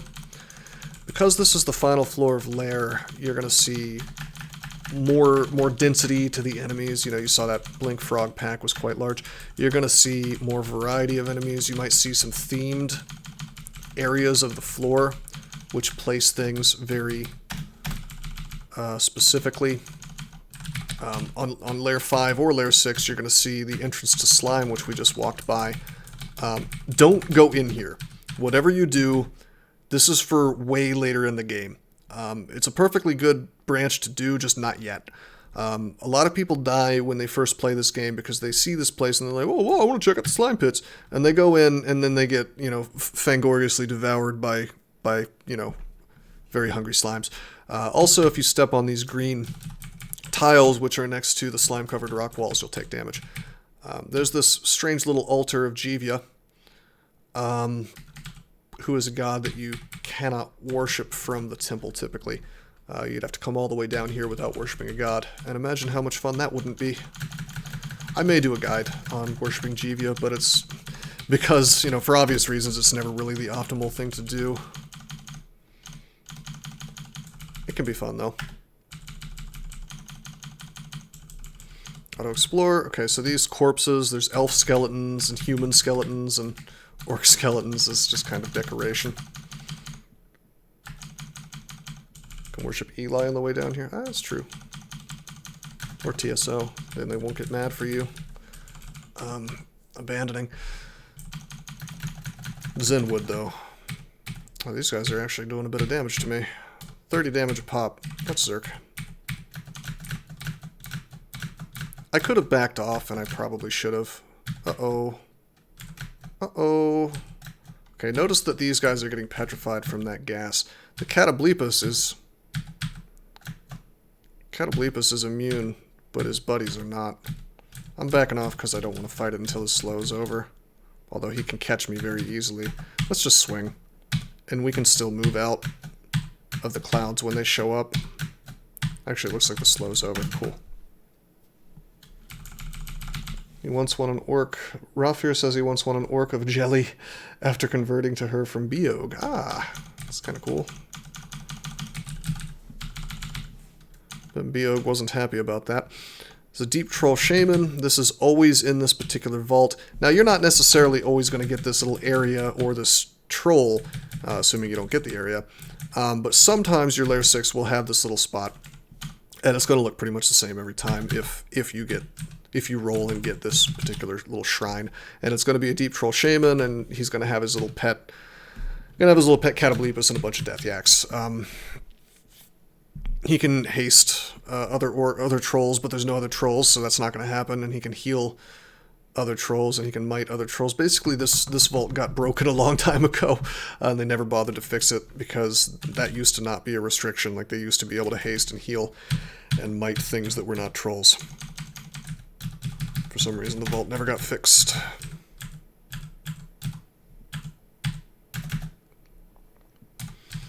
Okay, so there's going to be some loot back here. There's a book of spells I don't care about. There's a basic buckler. There's a sling I don't care about. There's a staff. Let's drop some crap. I'll drop this war axe. Ring of strength.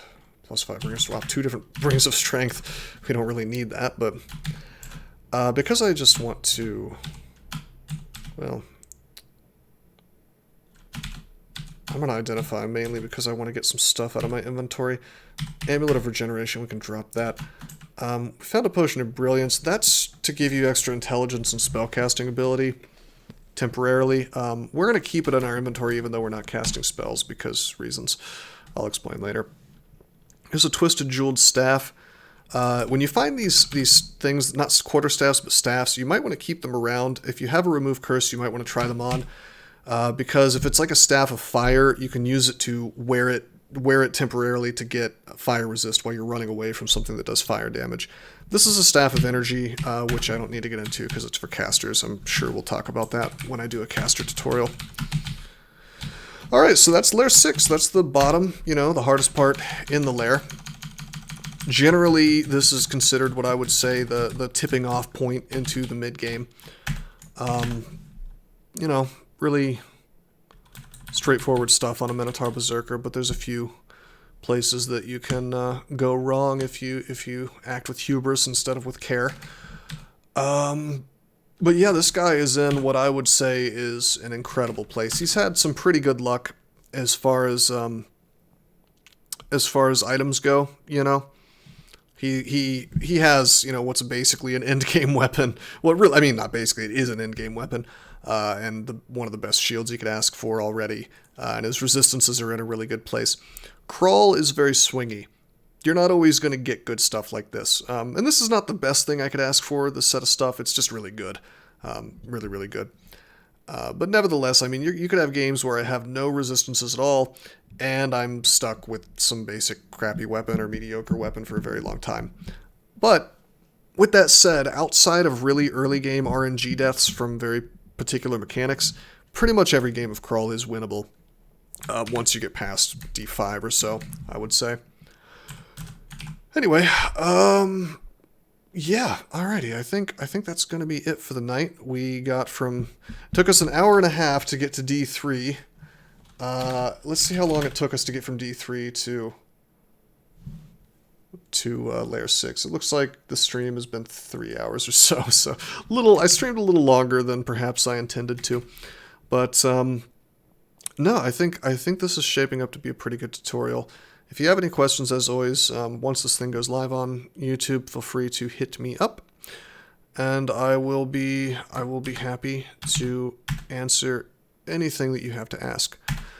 Next time, I'll talk a little bit more about where you're supposed to go after Lair, which can be a question that is answered differently based on certain factors, how the game is going so far, and so forth.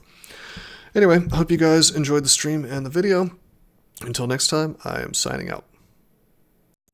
Did you know that there are many ways that you can help support this channel? Read about them on rosecrypto.com/support. At Rose Crypto, you can learn all about cool things like the Brave web browser, Bitcoin, and other cryptocurrencies. Thanks for watching, and don't forget to like and subscribe.